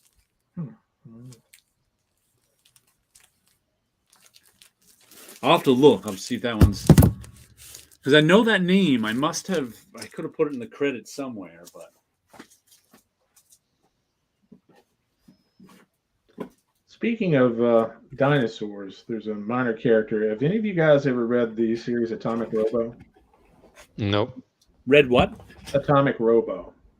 You know what? I always see that like on Twitter someplace, but I never read it. It's a really good series. There is a character in there named Dr. Dinosaur, and he's completely batshit insane. But he's really fun. And because of that, he's really funny. It's an intelligent dinosaur. Okay. It's worth reading just for him alone. And the next book I bought this week was Spawn 324. More Spawn. And the funniest thing about this was I read it and went, wow. Well, first of all, what's weird about it is it's a 24-page comic. I don't think Spawn's ever been this. Even like most comics, even if they only have 20 to 22 pages, put like 8 pages of ads in the back. Because the price between a 24-page comic and a 32-page comic really isn't that much in printing. So it's weird that this is so thin. I think it's only 24 pages. But I read this one and went, wow, that really wasn't bad. That's probably the best issue of Spawn I've read. And then I noticed that Todd McFarlane didn't write it. Who'd have thunk it? I was like, oh, man. It's written by Rory McConville and Carlo Barreri. And I don't think this is one of his writer pen names either, because I was like, I mean, I read it and I was like, wow, I really enjoyed that issue. That was a pretty, good issue of Spawn. Todd McFarlane. It just cracked. And like I said, I didn't notice till after. I was like, wow. Hey, but, wait a minute. This was good. What happened? What's wrong with this? It was good. The last of the $2.99 comics. But it was like a setup. It was like a lot of setup issue between these two guys, setting up the Spawn universe story that's going on. And it was easy to follow and made sense. How crazy is that for an issue of Spawn? The Image website says it was written by Todd, but maybe Rory McConville is one of his pen names, but it was actually well done. If it was written by Todd, then he did a good job this issue. Because I know he used a pen name like 50 issues ago. Mm. Okay, the guy has a profile in imagecomics.com. Rory McConville is an Irish writer living in London. He writes Judge Dredd and other series for 2000 AD, and also wrote the Irish historical graphic novel Big Jim Larkin, and the 1913 Lockout. Yeah, Rory is a very Irish name. Okay. It's probably a last-minute replacement. Todd didn't feel like writing. Hired the guy. I just noticed on our ad on the back, it says Spawn 325, written by Spawn creator Todd McFarlane. Wonder why they'd want us to know. Todd. I mean, do they want us not to be disappointed when we find out Rory isn't writing the next issue? But it doesn't say who the artist is. It just says written by Spawn creator Todd McFarlane. That's a weird little note on the back. Maybe the next artist is a fill-in artist.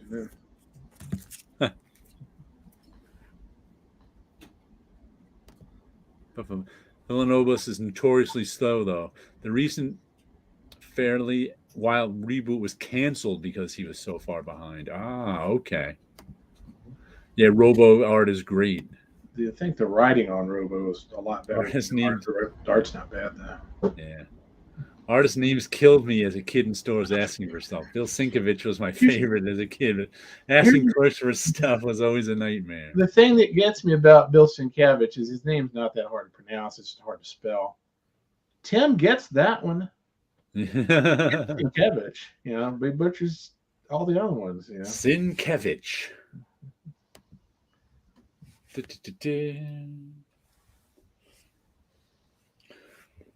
Hey, let's do a read, rip, and slab. Why not? Let's see. What do I have?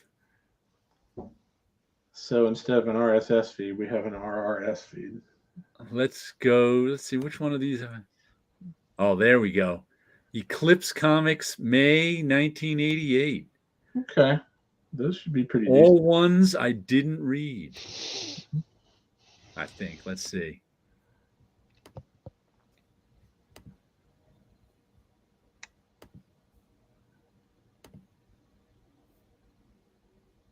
There you go. Fusion Project number 8, The Liberty Project number 8, and California Girls number 8. It's number 8 month. Okay, I already got mine. I don't remember. I remember California Girls. I may have the first issue of that. Was there there may have been some Trina Robbins. That's what I was thinking. That looks like Trina Robbins. Yeah. The Liberty Project, I don't remember. Okay, read Fusion, Rip Liberty Project, and Slab California Girls.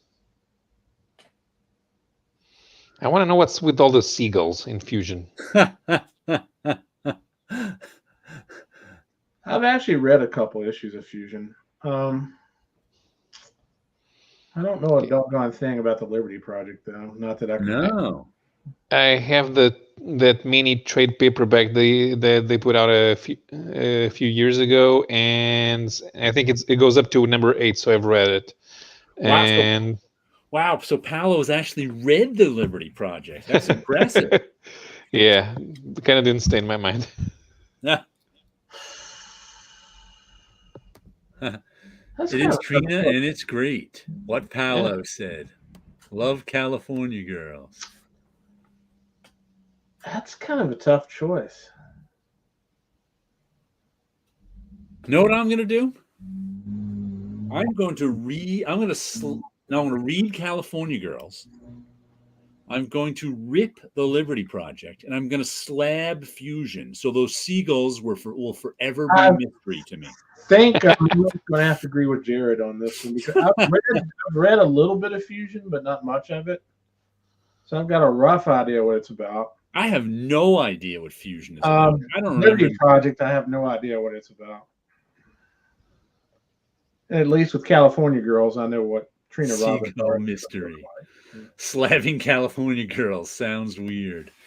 Read California Girls, Rip Liberty, slab. Guys, Sleepy's on the same wavelength I'm on. No love for Liberty Project. You just changed the song lyrics to Slabifornia Girls. So but Liberty Project was like a team of superheroes, but they were all mentally deranged. Like, okay, so it was a Marvel. So like real superheroes. Flock of California Girls. I don't even remember who wrote. You go wrong with Trina Robbins. Liberty Project. Wasn't Kurt Busiek? I don't know. I'm not sure. I got it, and I don't know. If Kurt Busiek wrote it, that would probably have me leaning a little more towards reading it.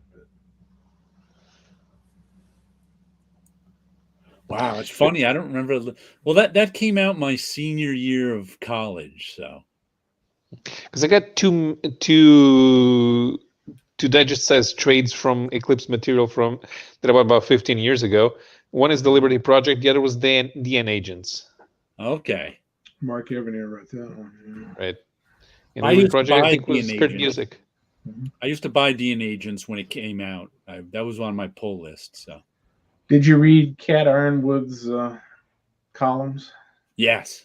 I always enjoyed those. I always liked any behind the scenes look. She used to do a column that was printed in Comic Buyer's Guide too. Let me see. Get this down now. Yeah, I think I have to agree with Jared on the order on that one. The seagulls will forever remain a mystery to Scott and I. And then there was a call out in the masthead for the Weasel Patrol. So it's got seagulls and weasels. Yeah, those like my that was my I had a brilliant idea for a comic.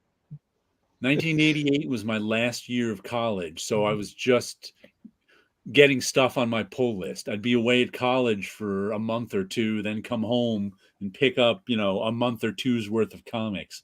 So I didn't always see what was coming out week to week. So my idea would be Weasel Patrol, except they're hunting Pauly Shore. And it's funny because I can remember, Yep, like sometime when I wouldn't get to the comic shop for like 2 months. Mm-hmm. But I'd still have my pull list and I'd still show up. But my pull list would get up to like, $50. Yeah. Like, holy cow. And my pull list get up to $50. It's like, now that's spent that's an 88 money. Yeah. Yeah, I spent $42 this week because, one comic was $10. Another comic was $8. Another comic was $7. So if you're buying that many comics these days, you'd be spending what? $300 a month? I try to spend $20 to $25 a week on comics. Some weeks more, some weeks less. I really don't count the Bad Idea comics because I kind of have to buy them because they're for work. So it's like $15 or $18 didn't really count this week for me because I have to get those. So you figure 2 months worth now would be at least around $200. And that's probably fewer comics than I was getting back then. Spent the pandemic buying a ton of old back issues, and Eclipse is always a good $1. Oh, okay. That's generally I want to try and read all Eclipse comics. Talking about what Damien just said, there's a website. There's a guy that I don't think it's active anymore, but you can still see it. It's still online. The guy wrote a blog where he went through and reviewed everything Eclipse ever did. Mm-hmm. It's actually worth reading. Yeah, I figure being that I was buying a lot of Eclipse at the time, I probably have all the Eclipse comics that I was interested. I can't imagine there are other Eclipse comics out there that I'd be interested in that I didn't buy at the time. Like those 3 right there. Maybe I'd buy California Girls now, but did you buy Appleseed back in the day when Eclipse was doing it? I wasn't really interested in that stuff. Gotcha. Still aren't that terribly interested in it. CK is close to collecting all the Eclipse books. I'm in New Zealand. I just blew 120 on 10 comics. Ho-ho. Sorry, but comics are too expensive. They are. Finally cut the cord on my pull list. Whew. That does sound interesting, Scott. Damien, I'll have to find that website. I've got it bookmarked somewhere. I'll find it and send you the URL to it. Yeah, but he did everything Eclipse ever published. Reviewed them all. Yeah, that's when I hear people complain there's no good comics today. I'm like, there's too many good comics today, and they're too expensive. That's the problem. I just don't have the budget. Yeah. I mean, for me, $20 a week on comics is no problem. But that's 5 comics. That's it. I mean, that's not a lot. Yeah, I mean, half the stuff that Earl Grey does, I'd buy all of those if I had the money. Yeah. There's more stuff I'd buy if I had more money and more room and more everything. But it's like, to me, I hear people say, "Oh, comics suck today. There's no good comics." I'm like, I don't have enough money for all the good comics. Or learn Spanish, wait until it gets published in a Latin America country, and buy that version. It'll be cheaper there. I've always heard the same thing about music too. You just have to look for the good stuff. It's not gonna reach out and grab you. The problem I find with waiting and cheaper is you get too much bad stuff. Because this happened to me. There's something. This is a phenomenon I first noticed with video games.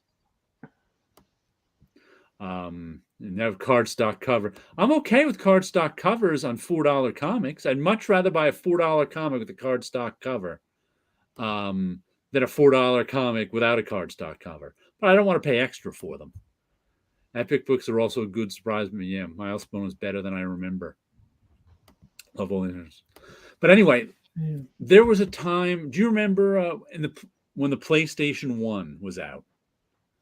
Mm-hmm. About the same time, CD burners became ubiquitous. Everybody had a CD burner on their computer. Yeah.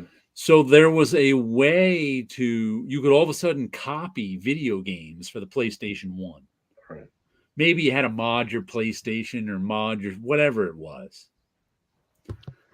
So all of a sudden, games started being passed. Somebody who said to me, "Hey, Jared, you want a copy of these 2 new games?"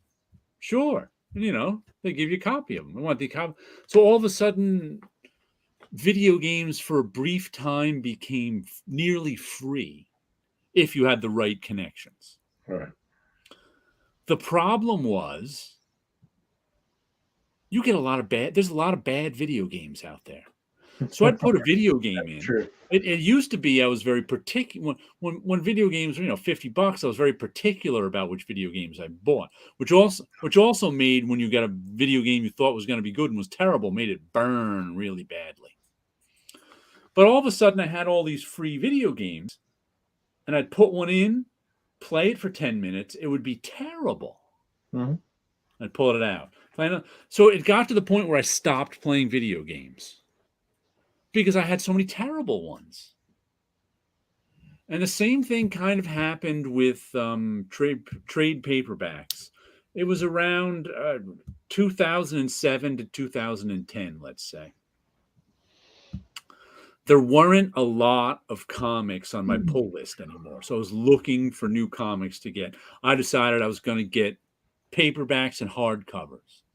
Now, you of course don't want to pay full price for them because what crazy person would do that? So you start looking around for the bargains, and you wait on the bargains. And what would happen was there'd be stuff on a list that I want, but I'd wait on it, and it would go out of print and wouldn't go into the bargain bin. So then I'd end up getting stuff in the bargain bin. So anyway, I ended up with so many bad trade paperbacks that I was like, because when cheap is your guiding principle for buying your comics, turns out you get a lot of bad comics because the worst comics are the cheapest. That's why I don't complain too much.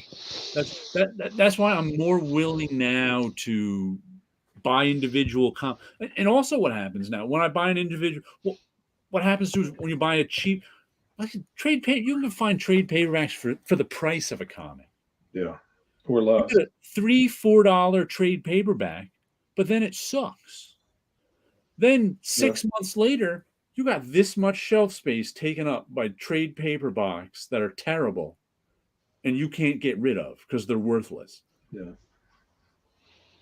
When you buy one $4 comic that you don't like, it takes up that much space. So it's kind of like that's one of the reasons I went back to I think it was right around 2012. I said, because I can remember it was right before the DC New 52. I said to myself, I have to find more comics for my pull list. And luckily that was right before what I call the Image Renaissance with Saga and all that stuff. That I was looking for, all of a sudden it became easy for me to find good comics. You realize when you said that, Gore just had a spasm. That's one of the problems though with waiting for the cheap stuff is end up getting the crappy stuff. Well, also too, it's hard to predict. It's like sometimes, things will get remaindered and be really cheap, or they'll sell for astronomical prices because Right. not that many copies of them. And usually the best, most popular stuff goes out of print and sells for astronomical prices. Yeah. Well, the things all, yeah. If you know a foreign language and the foreign edition is cheaper than the US edition, you can buy more comics. Right. And you can read more comics. That's what he's talking about. Video games. Yeah.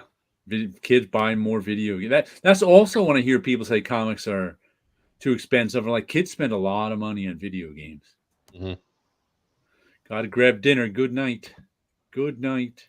Take care. If I still had all the quarters back I pumped in the arcade machines back in the day, I could probably buy half the comics I want. See, I specifically didn't pump quarters in the arcade machines because I'd rather buy comics. Fair enough.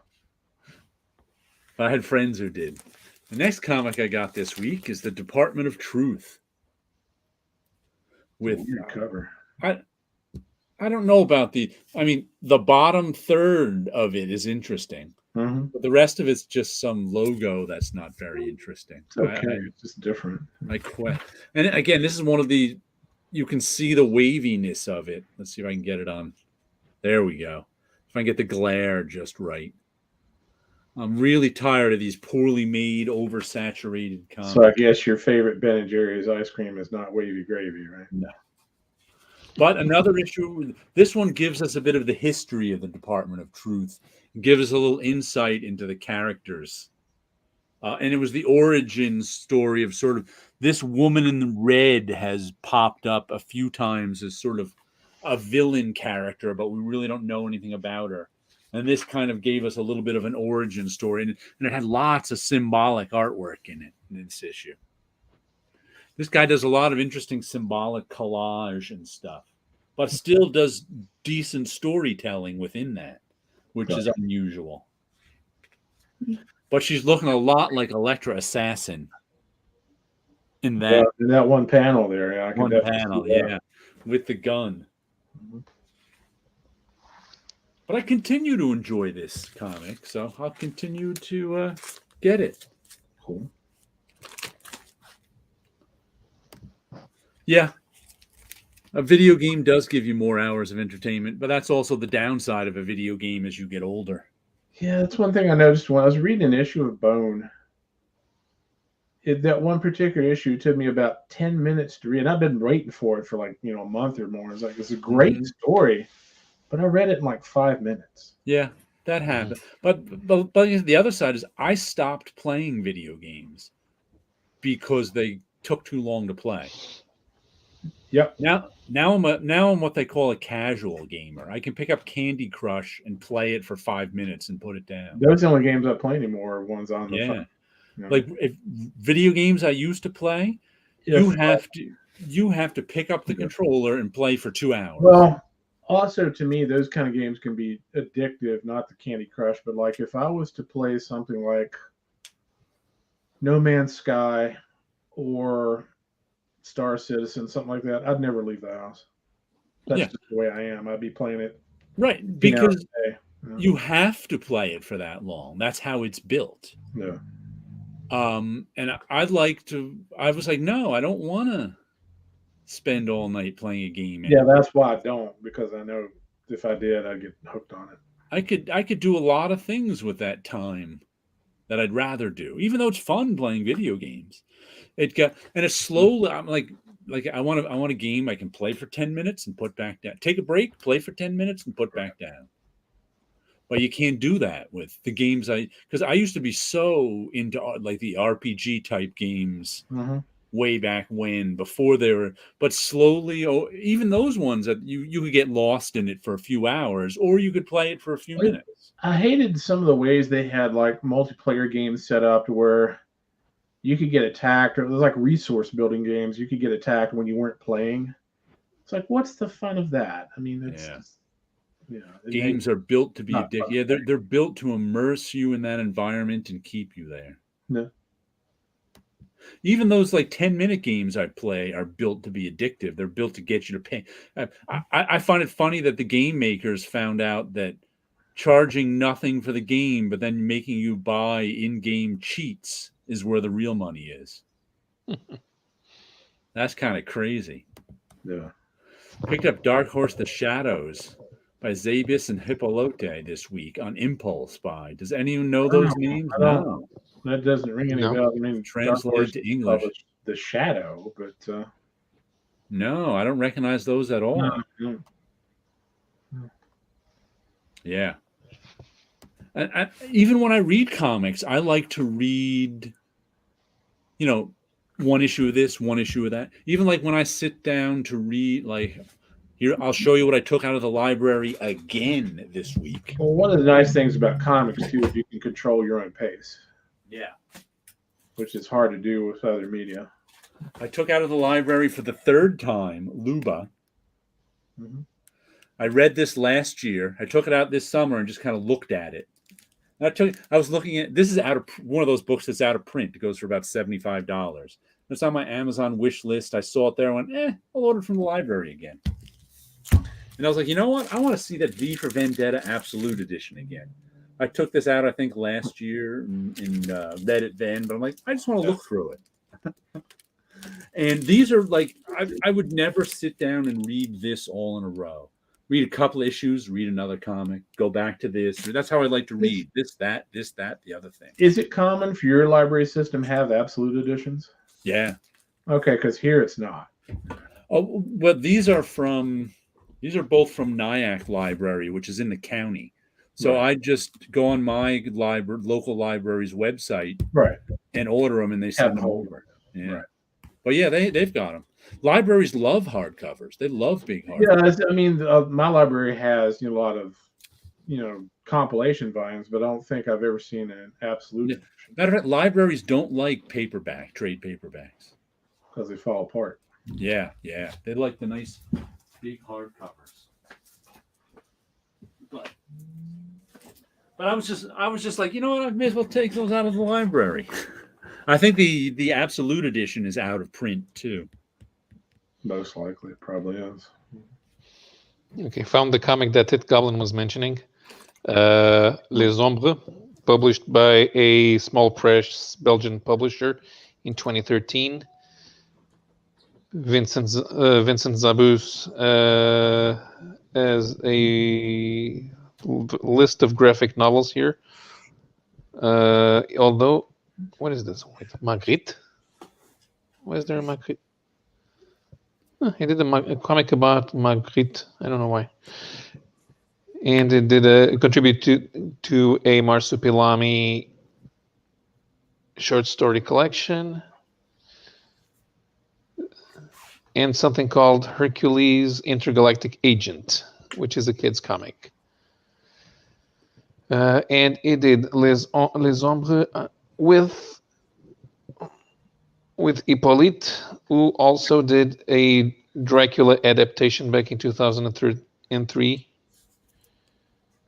and a few other indie comics. Okay, interesting. So not a name I'm familiar with. So this thing that got published in the US as The Shadows is a 174-page graphic novel. Okay. Interesting. I stopped playing arcade games because it was terrible at them. I'd waste $5 in quarters and minutes. Yeah, me too. I'd rather buy comics. I mean, I enjoyed them, but I'd play arcade games on like vacation or something. I would do that. Thanks for the info, Paula. Seems interesting so far. His art style looks neat. Now, I just realized another comic I got this week, Once in Future, number 22. Kieran Gillen, Dan Mora, and Tamara Bonvillain. I have to say, this one, it just struck me that this one reminds me of sort of an old-fashioned comic that just keeps rolling on. In terms of, it doesn't really seem like things just keep happening. Like like it's not written for the trade. I'm sure they've got it broken down into trade volumes, but it really just kind of keeps rolling. And I didn't realize that till right now, sitting here looking at it, that this really is giant lion, guy riding a giant lion.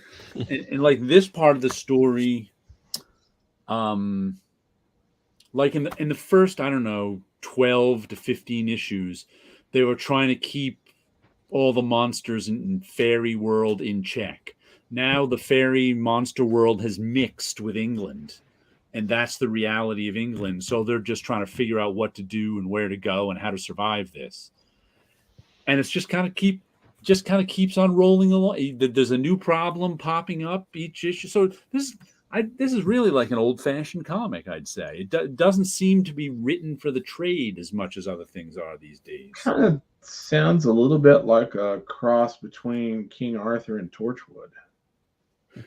Yeah, well, there's a lot of... I think we ran into our third version of King Arthur in this story. And this version is trying to kill because all the stories and fairies and myths become true in this. Right. And like there's the French version of King Arthur, the old Britain version of King Arthur, the Saxon version, the Norman. Like all the different versions have something going on. And this guy right here, who's this guy riding the giant lion? Oh, this was the guy riding the giant lion, I think, is the French version of King Arthur. And the lion shoots fire out of its mouth to take out a missile. They're like, oh, great, fire-breathing lion. Where's that in the story? It's like, it must be in some story. I just realized that the British road system became even more complicated with all the mythological creatures running around, because now you'll have trolls living under the bridge and collecting tolls. Trolls really started out more as a Norwegian, Scandinavian. Right, and remember when they started raiding England. Raiding England. And then we got the Normans later on, and so that's why everybody has Viking French. King Arthur's. I always stay away. And the English. I'll take King Arthur over zombies any day. Mm-hmm. Right. First they raided England. Then the English decided to raid everywhere else, especially in the summer, where they raid all the beer from Southern Europe. Vikings were everywhere. No, but now it's the British that do the raiding. The British go to Southern Europe and raid all the beer during summer. Here's an artist. I think he's Italian. See if Paolo's heard of him. Giorgio Pontrelli. I haven't heard. Dylan Dog. I know Dylan Dog. Dylan Dog is Italian. Yeah, I don't. The thing about Dylan Dog comics is that you never have the same artist every month. Gotcha. So if you don't read it regularly, you're always going to find a different artist. Yeah, Dark Horse published some Dylan Dog stuff several years back.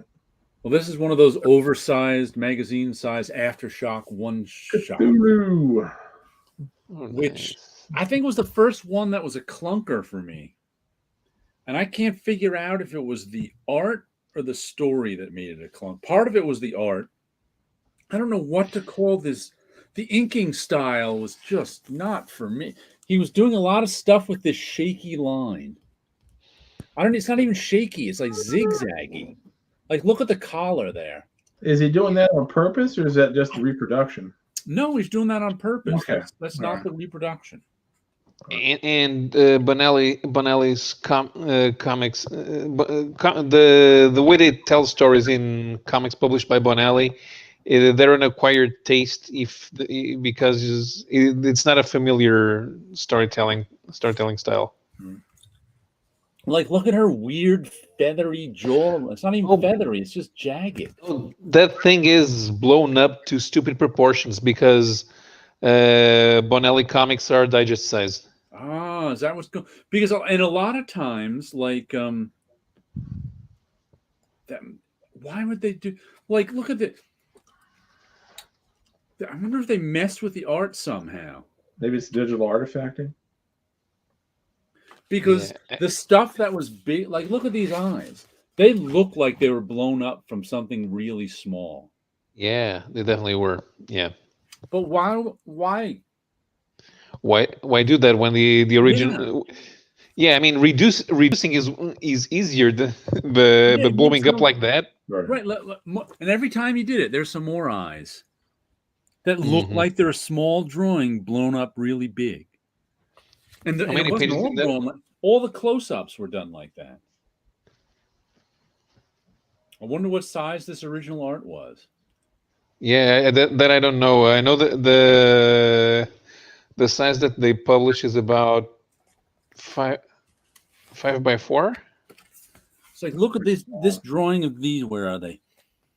The guards in the tower. Once again, it looks like it was blown up from a small size, and they're just so kind of simply drawn. Right.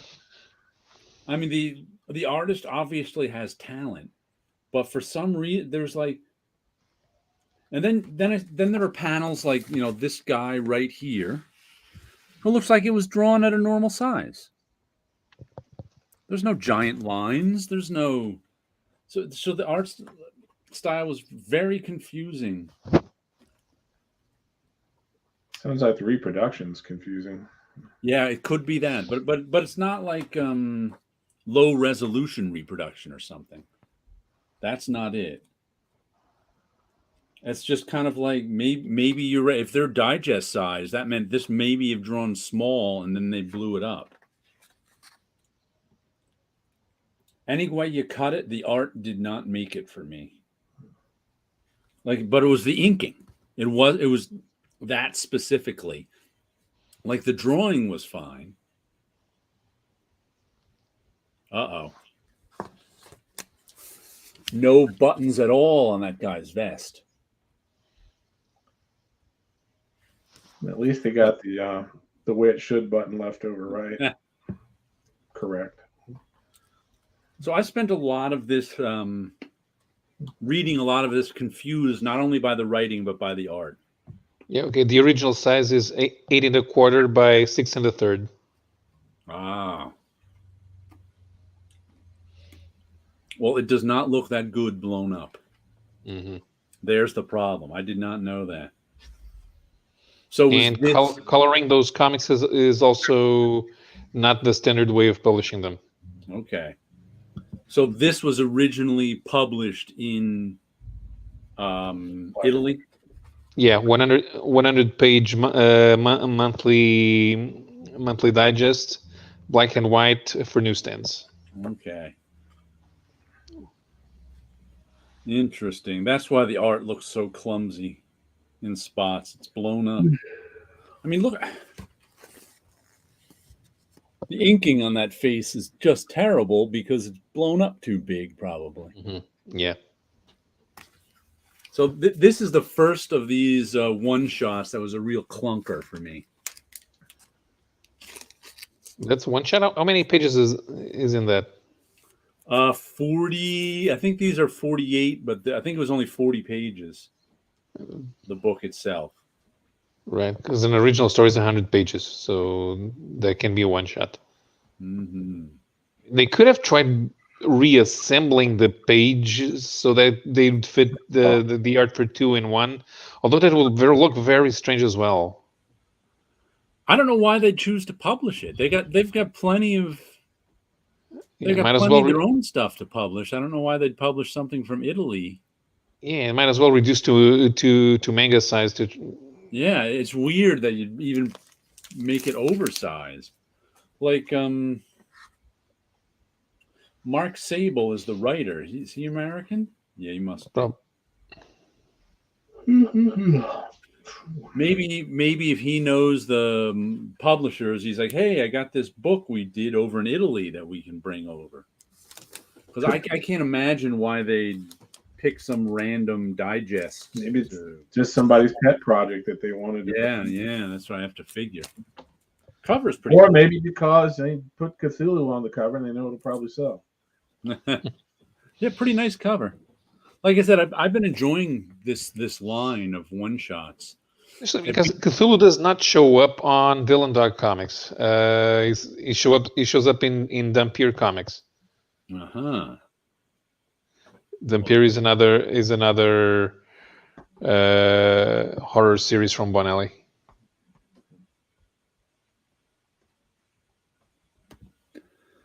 Okay, Scott, how about a zombie King Arthur? No, there is a series that crosses King Arthur with vampires. And my inner 8-year-old throws rocks at that book and laughs. Alberto Breccias. Alberto Breccia. From Argentina. Yeah, from Argentina. AB. His most famous works are The Ethernaut and Mort Cinder. Okay. The Ethernauts. I've heard of Mort Cinder, but I don't think I've seen it. It's not ringing any bell. I recognize the title, but I don't place art with it. The Ethernauts. Yeah, that does sound familiar. And I know the what is it? Wait a minute. They started collecting tolls in England. I Was, like Mort Cinder a lot. was Mort Cinder... Maybe I'm getting my books mixed up. Was Mort Cinder like a big influence on Frank Miller when he was doing Sin City? I don't know Mort Cinder, so I don't know. Okay. Yes, I would say it is the art cell. Let's see if I can look up some art for you to see. Okay. How can you know every freaking comic in every country? He's got a database. Because we watch Earl Grey's videos.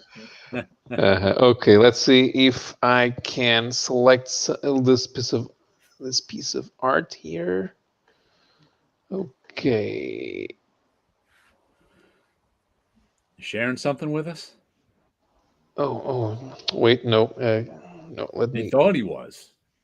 Yeah, I thought it was. I have to go back. Back to where you once belonged. Get back. I think that I've seen that documentary referenced so many times. It's in my head. Oh my gosh, that's all everybody's posted about on Facebook the past couple of weeks. I know. Beatles. The Beatles. It's like The Walking Dead all over again. Or it's like the Beatles all over again. Yes, but I saw both Earl Grey and Gore Vidal. Yes, it was Earl Grey that did. Okay, so that's what I was remembering. The next of these Aftershock one shots is the Mother Goose one with the Pulp Fiction cover. I know that because Frank Thierry is the writer on it, and he posted something about thanks for making his the best-selling one. I'm like, well, it must be the best-selling one to the distributors so far, because I don't think it's out in the shops. But I'll be picking up that one too, whatever that's about. Some twisted fairy tale stuff. Let's see. Okay, so if you let me share, okay. Can you see this? Yep. Yeah. So yeah, this is the one. Large high contrast. Yeah. And let me see if I can share another one in this one. There you go. Yeah, I definitely see more Miller in that one. Chiaroscuro, light and shade.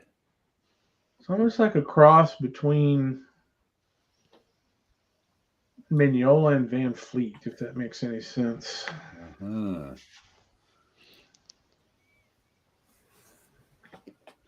These were published in the 60s.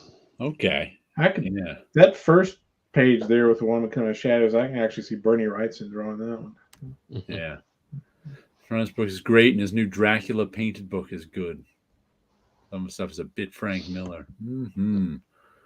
I assume the Aftershock one-shots are passion projects of the editors. They must be. I mean, I can't... If your marketing is successful with me, that means your marketing is not going to be that successful. I'm one of the 5 people that's going to buy it. Yeah. I am not the mainstream big broad market. So it's like if I'm digging it, you're in trouble. Yeah, I get it. I'm the same way. Damn, that Danny looks like that. Danny looks like that. Uh-huh. I can read almost. And the last comic I got this week was Pirate Queen, number 3 of 4. This was like an $8 comic, and it's got this. Once again, I think due to the paper shortage, Bad Idea. There's another Bad Idea comic. Was using the same printers as Marvel and DC, the one that's up in Canada, and they use a print broker, and she, she's the one who finds them time in the print with the printer. That's her job. There's print brokers out there. But since I think they've been using new printers because things aren't coming out exactly as they were before, because it's like, remember when I said on this one there was no varnish on it? Right. Well, in this one there's varnish, but the whole thing is on like this plastic paper. That's got a really thick coated paper. So it's like you can almost the whole thing is shiny to begin with, but there's still some varnish on it. So it's like, I wonder what printer they're using. You can really, but it just feels like plastic. It's a weird cover stock. Does it tell you in the issue where it was printed? Well, no, I don't think it does. It used to, but some books do, some don't. It still says printed in Canada. Nobody's told me to change that, so it still must be printed in Canada. Gotcha. But unless it's just been an oversight, that could be true too. Possible. But this is like I said, this is also Adam Polina, but a completely different style than he was using in that Last Resorts one. Much more a sort of thin-lined, decorative style. Fire. Very illustrative.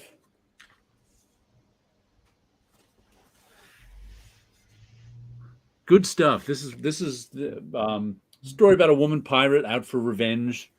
Mm-hmm. Peter Milligan's writing it. Oh, Tamra Bonvillain is coloring it. Adam Polina is drawing it. And then we get a backup by who? Matt Kint and Juan Jose Rip.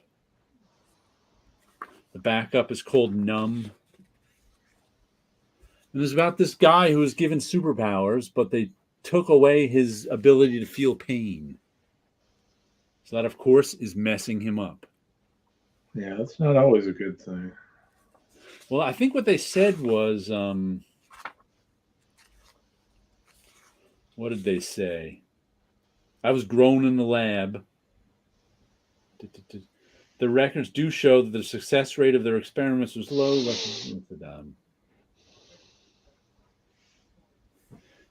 The science guys figured it out. Basically, Superman is bullshit. He's invulnerable, but he would still feel all the pain. My guys, they fixed that. Cut off all my nerve endings. So he doesn't feel pain. And of course, that just messes him up. They show him like when he's young. When he's a young kid kissing a girl. But of course, he can't feel anything. So he doesn't know what's going on. Interesting little show. They call them B-sides. Here's the little... and I have to say they're doing some real interesting B-sides in all their books. Numb. There we go. That's the name of the story. So that's one that usually the backup stories are all terrible in comics, but they've got good backup stories in this. So I have to like them. I have to give them credit for that. They give as much care and attention to their backup stories as they do to the leads. So that's a good thing. Good. But I've been enjoying Pirate Queen, but not the price on it. $8 is a little much for a 32-page comic. Yeah. There is a French pirate comic. It might be Long John Silver that looks really good. I can't remember the actual title or the creators, but I remember the art looked fantastic. When did Cinder reach Europe, Paolo? Probably sometime in the 70s. Hugo Pratt moved to Argentina for a while, and he became friends with Hösterheld. And when he came back to Italy, he kind of serves as a gateway between the Argentinians and the European market. There were a bunch of Italian magazines in the 70s and 80s publishing everything made in Argentina. And that's how they became known in Europe. Guys like the guy who did the Meta Barons. Jaworski. No, the artist. The art. Jimenez. Yeah, Juan Jimenez. The only guy, the only South American that was known in Europe at the time was already Jodorowsky, because he was already in Paris. But the Argentinians got into Europe through Italy. When Pratt moved back, did he have a kind of a drop off in his career, or did he become successful? That's when he became successful. He started doing Corto Maltese because of the experiences he had in Argentina. So I can't make a joke about doing a pratfall then. Definitely not. All right. I had heard of print brokers before, but this is the first time I've ever worked with one. I imagine that would be an interesting job, just the nature of it. Yeah. Probably 62 Lefty Blues. I thought all women were out for revenge, just the ones you've wronged. I don't know how close to all that is. I really can't say, but... just because you're paranoid doesn't mean they're not out to get you. Do you buy the comics you help on because you don't want to wait for the comps, or do small publishers not give out comps? I'm supposed to be getting comps sometime, but who knows when. I had my local comic shop gets them in. I figure I may as well get them to make sure they're printing correctly. That's really, it's really kind of important that the production guy gets copies of them, but not all small publishers are the same. Not all big publishers are like that. So I just buy them because they come into my shop. Long John Silver covers are amazing. Yeah, those covers look really good. I have not seen them. Got to go. Have a good evening. Have a good one, Saul. Bye, Saul. Have a good one. Walking encyclopedia of cool comic knowledge. That's what we call Kyle actually walk, though. I've only seen him sitting on his couch there. He's a sitting encyclopedia. Maybe he's like Xavier. He's got a wheelchair, and we just don't know it. He could have no legs, for all we know. No, I only exist from the neck up. Yeah, print broker. It's a different sort of thing for me, but I upload the stuff. It used to be when they were using the same printer, I'd upload to that printer, and then she facilitates with the printer. But now I'm uploading the PDFs directly to her, and I think she's finding stuff wherever she can. Right. A holographic robot. Yeah, I don't actually exist. I'm an AI.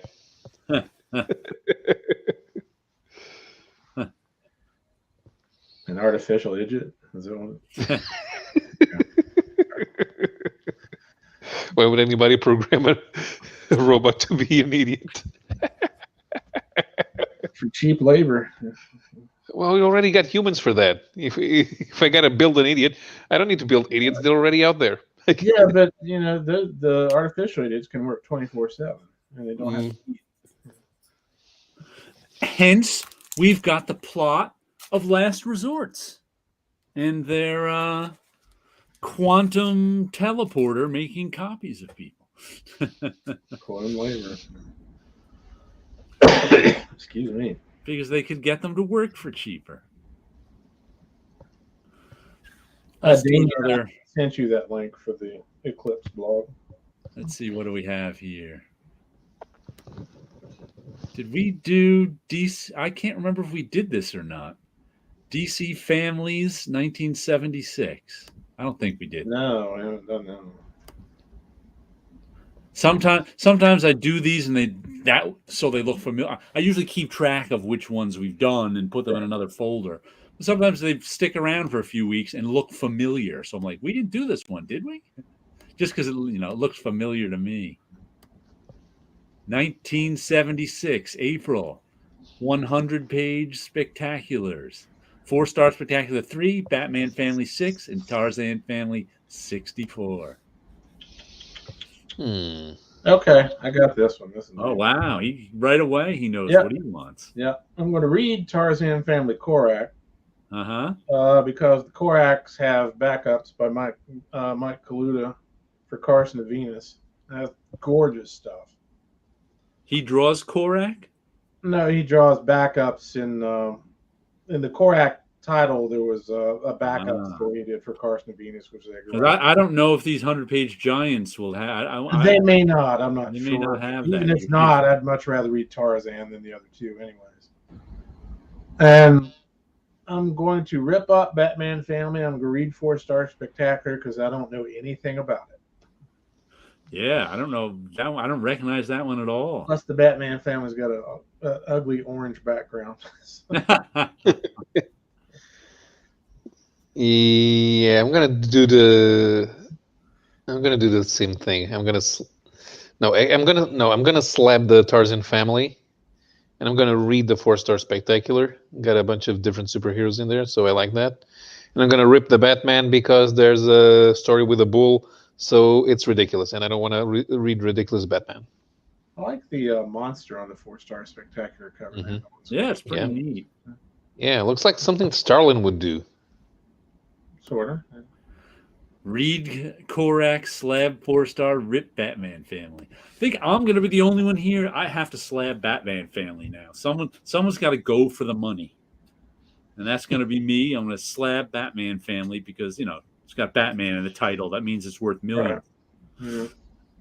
And I'm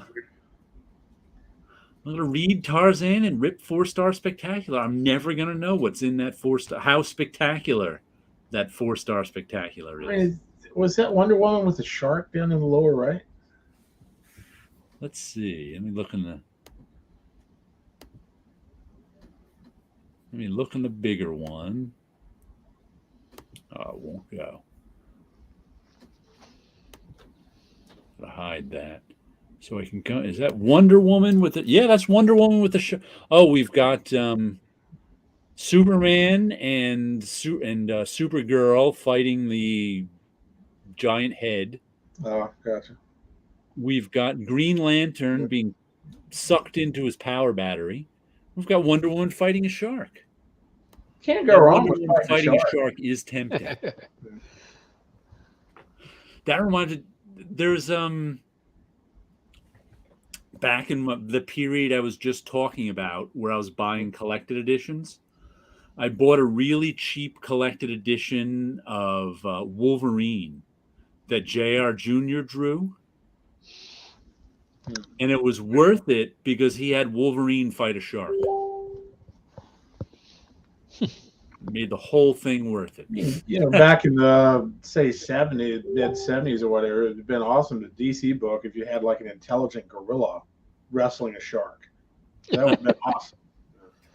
Gorillas can swim. With a purple cover. I'll probably buy all 3 from the bargain bins. Can you find these 100-page spectaculars in bargain bins these days? Sometimes, depending on which book it is. It's been so long. They don't have superheroes, probably. Yeah, a lot of the DC war books you could find in dollar bins like that. Mm-hmm. I doubt you'd find the Batman one. Probably not. But it's been so long since I've looked through any bargain bins that I don't even know what's in them anymore.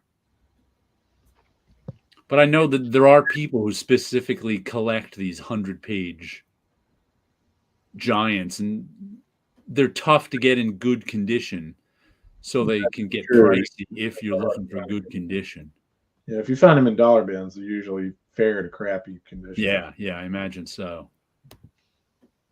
I imagine these were the type of books that were read by kids who didn't have too many comics and getting a 100-page to read in the summer. Then they'd keep it and reread it. Right. Yeah, I mean, back then it was good bang for the buck. Mm-hmm.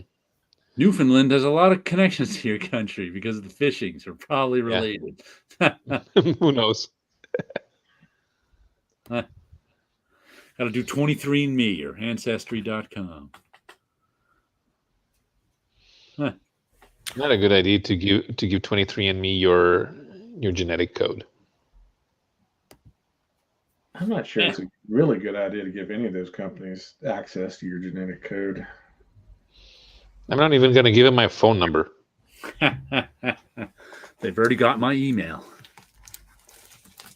Well, your phone number is what? 1-800-666-EVIL, right? Yeah. Okay.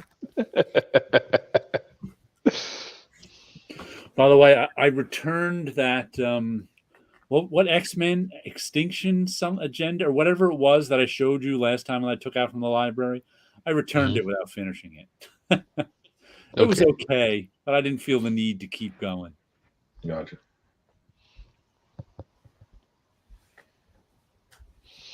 Want to try more X-Men? More X-Men? What should I try? I don't know. Neither. I don't know. I'm gonna have to look and find some more to try. I don't know because I tried the House of X, House of M.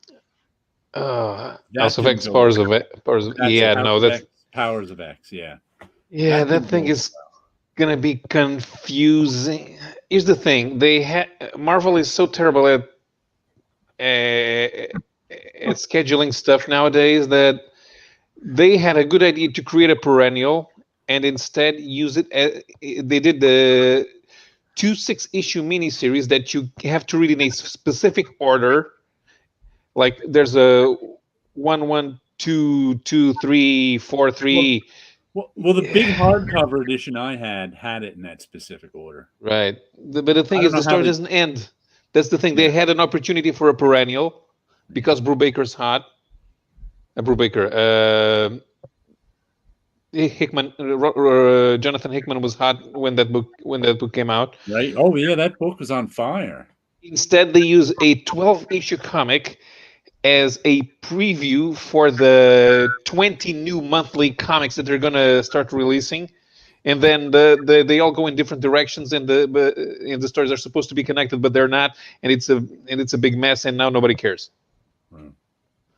I've definitely noticed that nobody cares, but like I once again I knew that wouldn't work. That whole we're all tying into this Hickman story with our, because that's not the way writers are. Mm-hmm.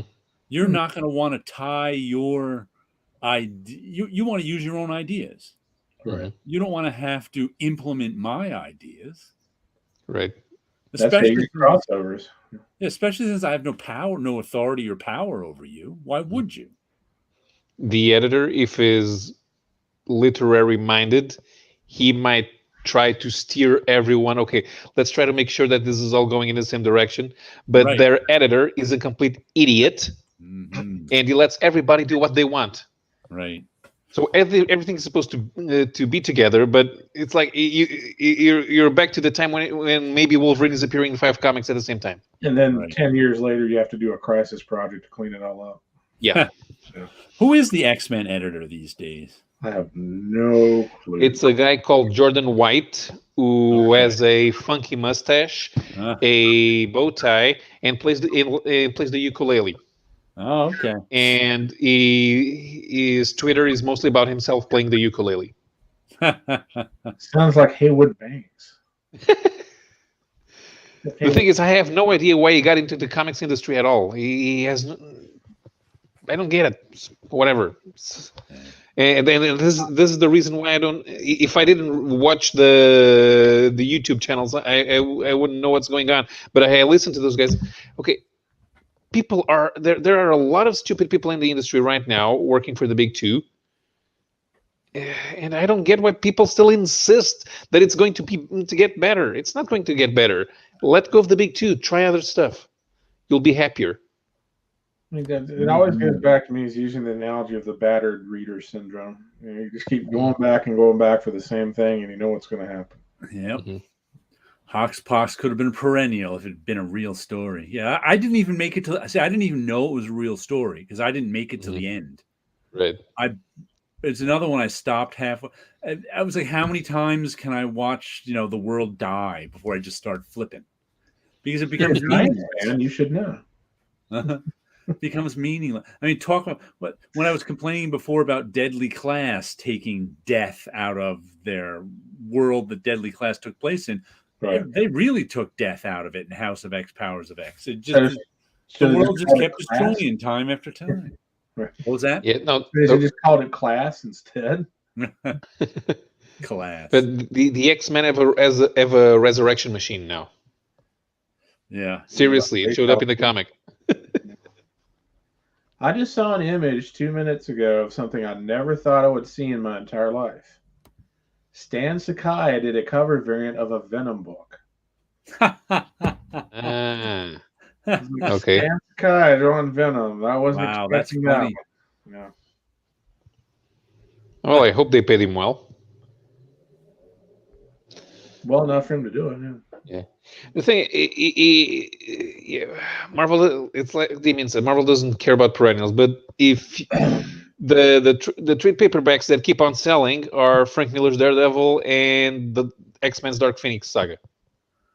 When he says Marvel doesn't care about perennials, I don't know if he's right or wrong on that, but I think Marvel's success with the movies might have something to do with it too.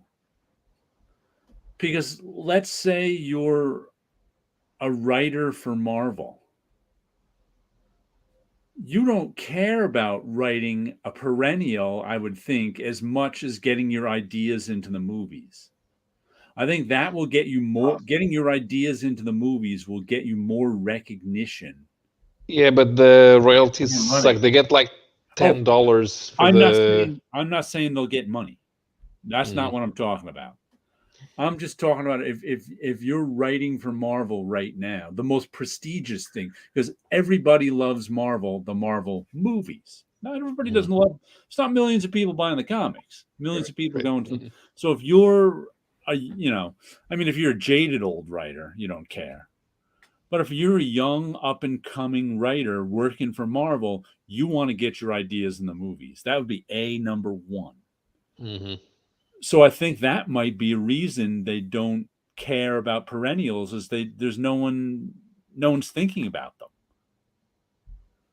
They're thinking about because if I was working in Marvel Comics right now, I would try to make myself as important to the movies as I can.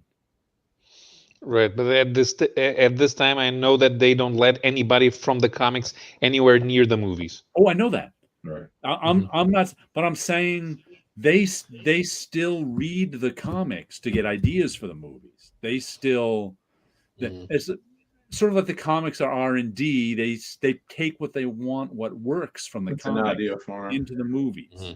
They do that, and then they do credit people at the end. Sometimes. But and sometimes. Have you seen the Hawkeye TV show?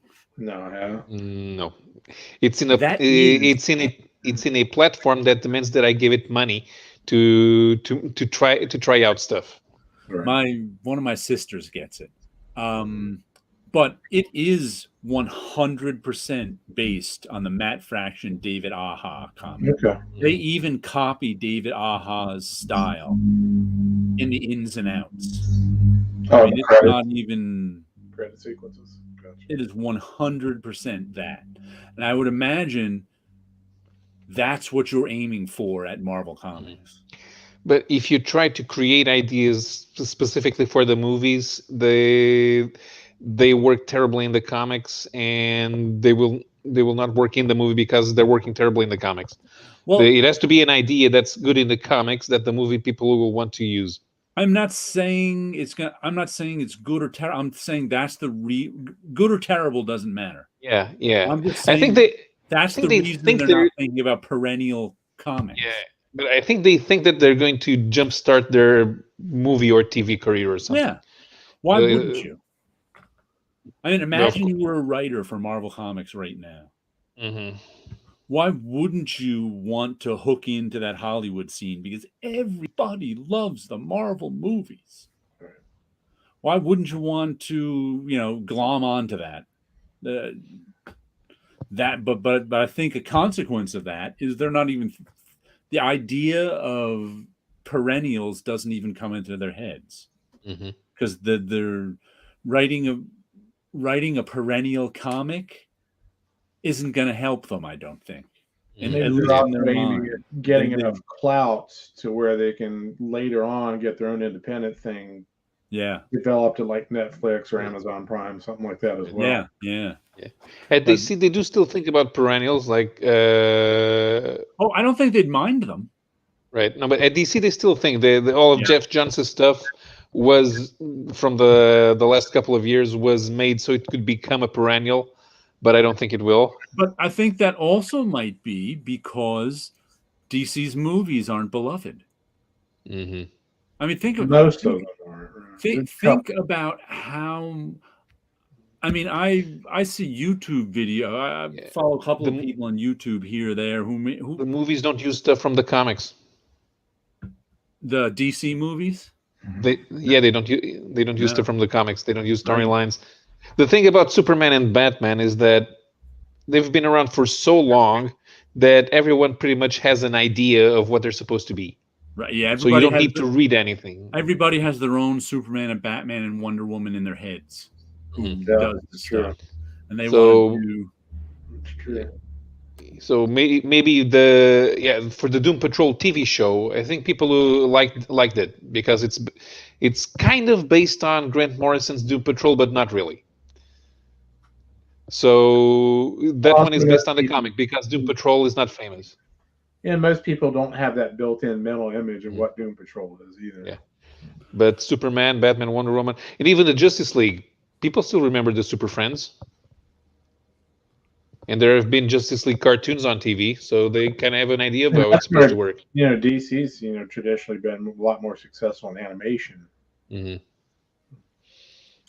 I think it's more the business plan of the suits than the writers. Marvel execs don't like the book market. Yeah, I think there could be some, but I think it's on the writers too. Because if you were a freelance writer and a young freelance writer, you got a chance to work for Marvel, you'd want to catch the eye of the movie people. I don't know how you do it, but I think but you're right. It could be the suit. I'm sure the suits want to make themselves as important to the movie part as possible too. I wonder about the suits and how old they are, and what influences they had in the past. If they're like, "Hey, I remember this from X number of years ago. Let's try this." Well, I know the suits are completely oblivious to that. But one of the things that happened early on in the Marvel movies is that they tried, when Quesada was still important at Marvel, that they tried to have the comics people be consultants. And Kevin Feige couldn't wait until to get rid of all those people, especially Bendis, because Bendis thought that he was going to be a big movie writer. Right. Like his Fortune and Glory graphic novel is about that. It's about his adventures in Hollywood trying to get a movie deal. And he thought, man, I'm going to get it's like you said, I'm going to get my ideas into the movie. That was Bendis. But the thing is, Bendis is annoying. His writing is annoying. And Kevin Feige wanted him out. So no more comics people touch the Marvel movies. Yeah. But I think that the movies are so beloved and successful and make so much money, they have their own gravity. Yeah, there's so much a cash cow. They don't want to mess with that. It doesn't matter to your average young Marvel writer that Kevin Feige's never going to listen to him. Right. It's still his opportunity. So I like it. I think that, and I don't think that exists at DC. No, I think they're going to have a better chance of getting something on streaming platforms like Amazon Prime or Netflix than a major release. Well, Jeff Johns, because Jeff Johns was a suit for a while, he got into Hollywood and they also got rid of him. Yeah. But apart from that, usually the publishing. Yeah, but at Warner, the publishing and the movies have always been compartmentalized enough that essentially nobody from the comics would ever go to Hollywood. Right. Like I said, Mhm. I think the writers would be better off thinking about writing perennials for Marvel. I just don't think they are because of the gravity of the movies, sucking them in. Yeah. And the moment that Disney bought Marvel, you knew it was over. It was just a matter of time until the quality was going to decrease, and it did. And now it's so much about keeping brands alive that it's quite obvious. But comics fans, especially those who stay with superheroes for so long, they will insist that it's going to get better. Yeah. Especially because we're used to it getting better. Right. It all. I mean, But that goes back to that whole battered reader syndrome. Right. You keep going back, and then eventually you stop rooting for the people that keep going back because they're stupid. And I didn't know Gambit left. So have the X-Men brought Gambit back? Anyone have any idea? Well, all the X-Men are alive right now, and they are all members of the X-Men. All of them. All X-Men's villains are also members of the X-Men. All of them. Everybody's an X-Man. Even Apocalypse. Apocalypse is an X-Man. So they just replaced the term mutant with the term X-Man. Yeah. Okay. It's like there was a joke a while back. It's like, what does it take for an application in the Green Lantern Corps? Just tell them what your ring size is. The Green Lantern Corps. I need to get a collection of Grant Morrison's Green Lantern. That thing was the best thing that they've done with Green Lantern ever since Jeff Johns left. Yeah, I haven't read Green Lantern in a long time. Because Grant Morrison, the guy has no filter in this. Okay, what does the Grant Morrison has? What does the Green Lantern ring do? Anything? Everything. Really? Then let's do everything. Right. I mean, that book, just the concept of the Green Lantern Corps has so much potential that nobody's ever used. I tried, I think it was it this summer or this past spring? I tried reading Grant Morrison's X-Men. I took a couple of volumes of that out of the library.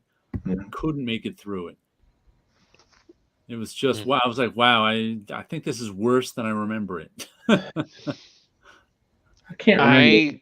I loved Grant Morrison's X-Men. I got back into X-Men because of Grant Morrison. The ideas were great. Even Uncanny, the first arc was written by Joe Casey, and it was good.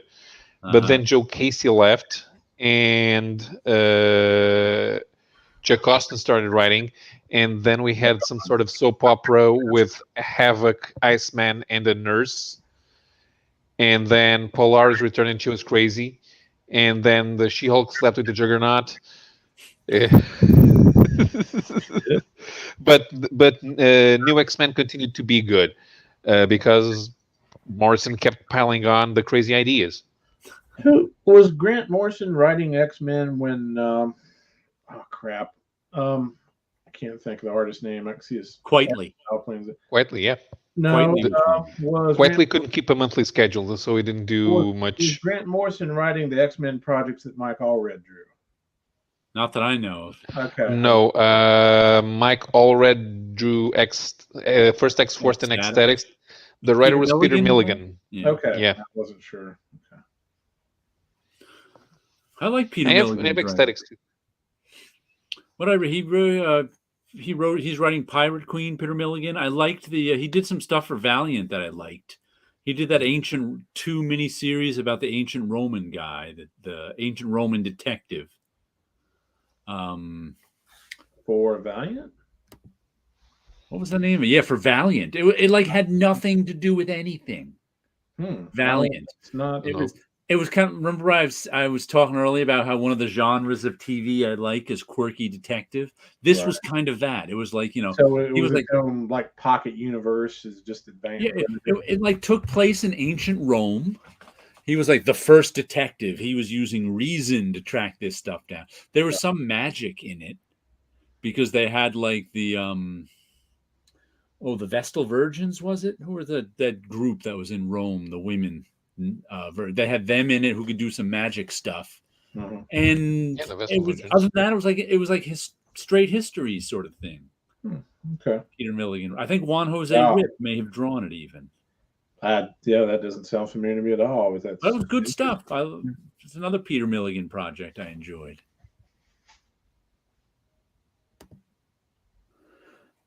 I like the mind games Grant played with Scott. Okay.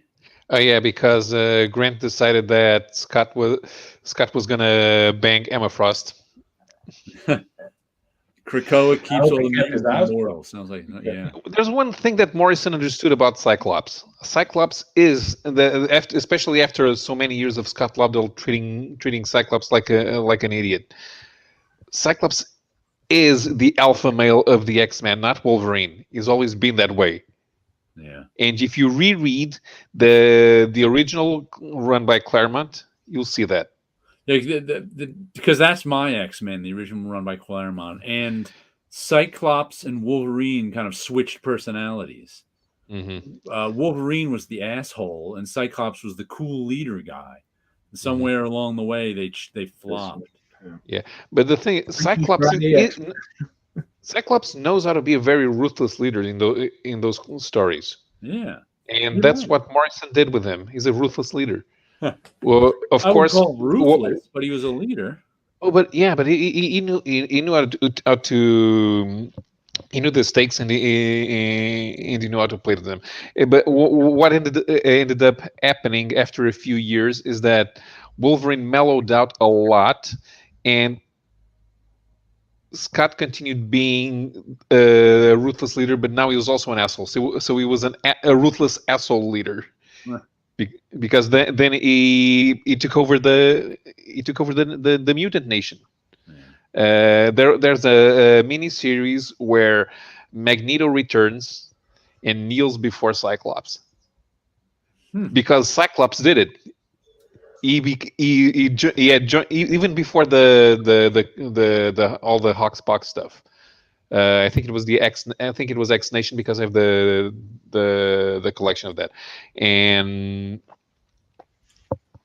since there was now a mutant island where Cyclops was in charge, Cyclops had created a functioning mutant nation. So it was Magneto's dream. This guy's better than me at this. And that's how we ended up with ruthless asshole Cyclops. He was certainly an asshole in that one I was reading from 2007. Mm-hmm. And I don't think I've ever met Avi Arad. I think he was a West Coast guy.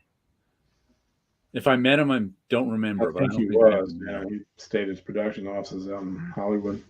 Yeah. Hollywood. Yeah. That's a nice cover on Refuge and Last Resorts, too. I like how I'm so sick of these covers with the giant logos. Oh my God, I hate them.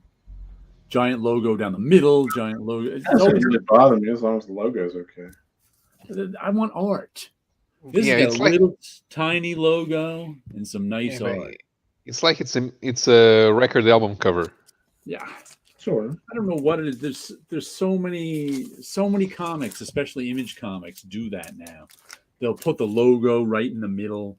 Yeah, Wicked and Divine always had the logo right in the middle over the art. Well, Eisner would have did that, but he had a background behind it and all things surrounding it. So, I think the idea is: does this look like a comic? No. Does this look cool? Yes. Pick it up.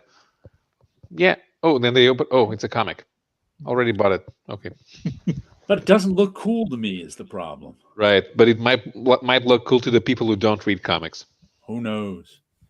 Who knows? And that's our that's our permanent biggest problem. How do we get more people to read comics? Right. You reboot Youngblood #1, or you put out a new Asterix. Because Asterix right now, whenever there's a new one, they sell like 12 million copies in 20 different languages in the first year. And here in the States, they'll sell like 2,000 copies. Yep.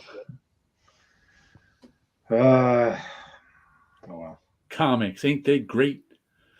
I checked the print runs for the early Asterixes back in the 50s and 60s. Like there was the first one was the first printing for the first Asterix album was like 10,000. By the fourth album, it was up to 60,000. By the eighth album, it was like to 200,000. Yeah. And that's how you get a perennial in French comics. If the first printing for a new album keeps going up in sales, you keep the old ones in print, and the series goes on. That's why even though there hasn't been a new Tintin comic since 1983, you can still buy all of them, except maybe the first three, because the first three are the ones that's like Tintin in the Land of the Soviets, and Tintin in Congo, Congo, and Tintin in America. Yeah, he says it's hard to tell. It looks like digital watercolor and colored. Yeah, something like. I'm sure it glows really well when you will see it on your screen, but printed in a comic, it just kind of like dies. Because screens look better. I mean, screens they beam the light right in your eyes, so the colors are brighter. The screen is kind of like the equivalent of having a comic in Mylar. In mega stores, obviously. Who don't like comics find it. That's always in Europe in mega stores, and in America I have no idea. No, I've gotten one of them, the one with the Great Race. I got it for free. I won it at the monthly comics dinner, and I think the idea right now is that now that both Goscinny and Uderzo have died, and Uderzo had already selected a new creative team. Yeah. They were when Uderzo was writing and drawing, and by the final years, it was Uderzo coming up with ideas and his studio drawing. The new guys, Ferry and Conrad, they're good, but it's like watching a really good cover band. They're good at playing all the songs, right? But they're a cover band. That makes sense.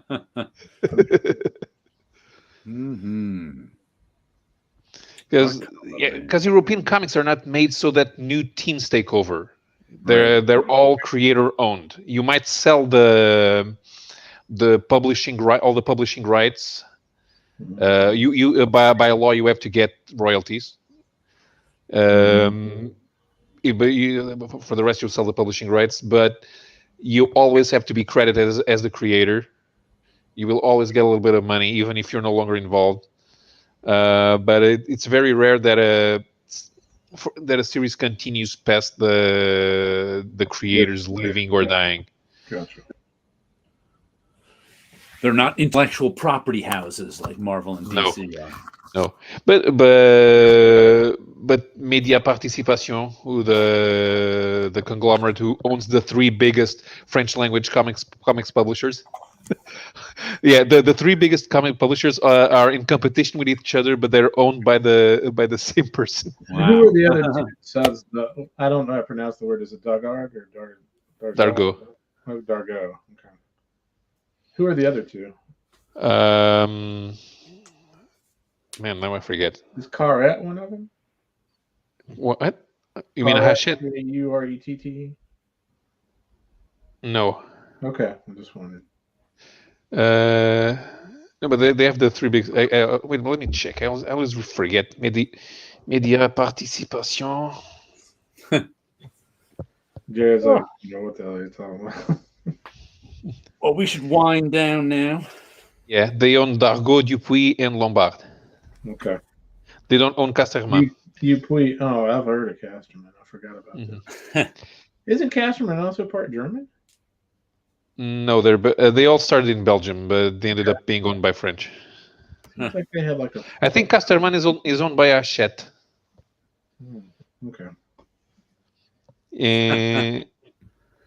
No, but the rest of... My old French Canadian boss found out I liked comics on one of my first excavations. And always tried to put asterisks on me and thought that was strange. I had no interest in a French Viking guy comic. It's not that. The Asterix is a comic that parodies France and all of France's neighbors. And they do it under the guy. Most of Western Europe, actually. Alrighty, so you guys have a good night out there. We'll catch you next time. Woohoo! Woohoo! Bye. Ta-ta, cheerio, pip-pip, and all that rot. Say bye-bye to Jared's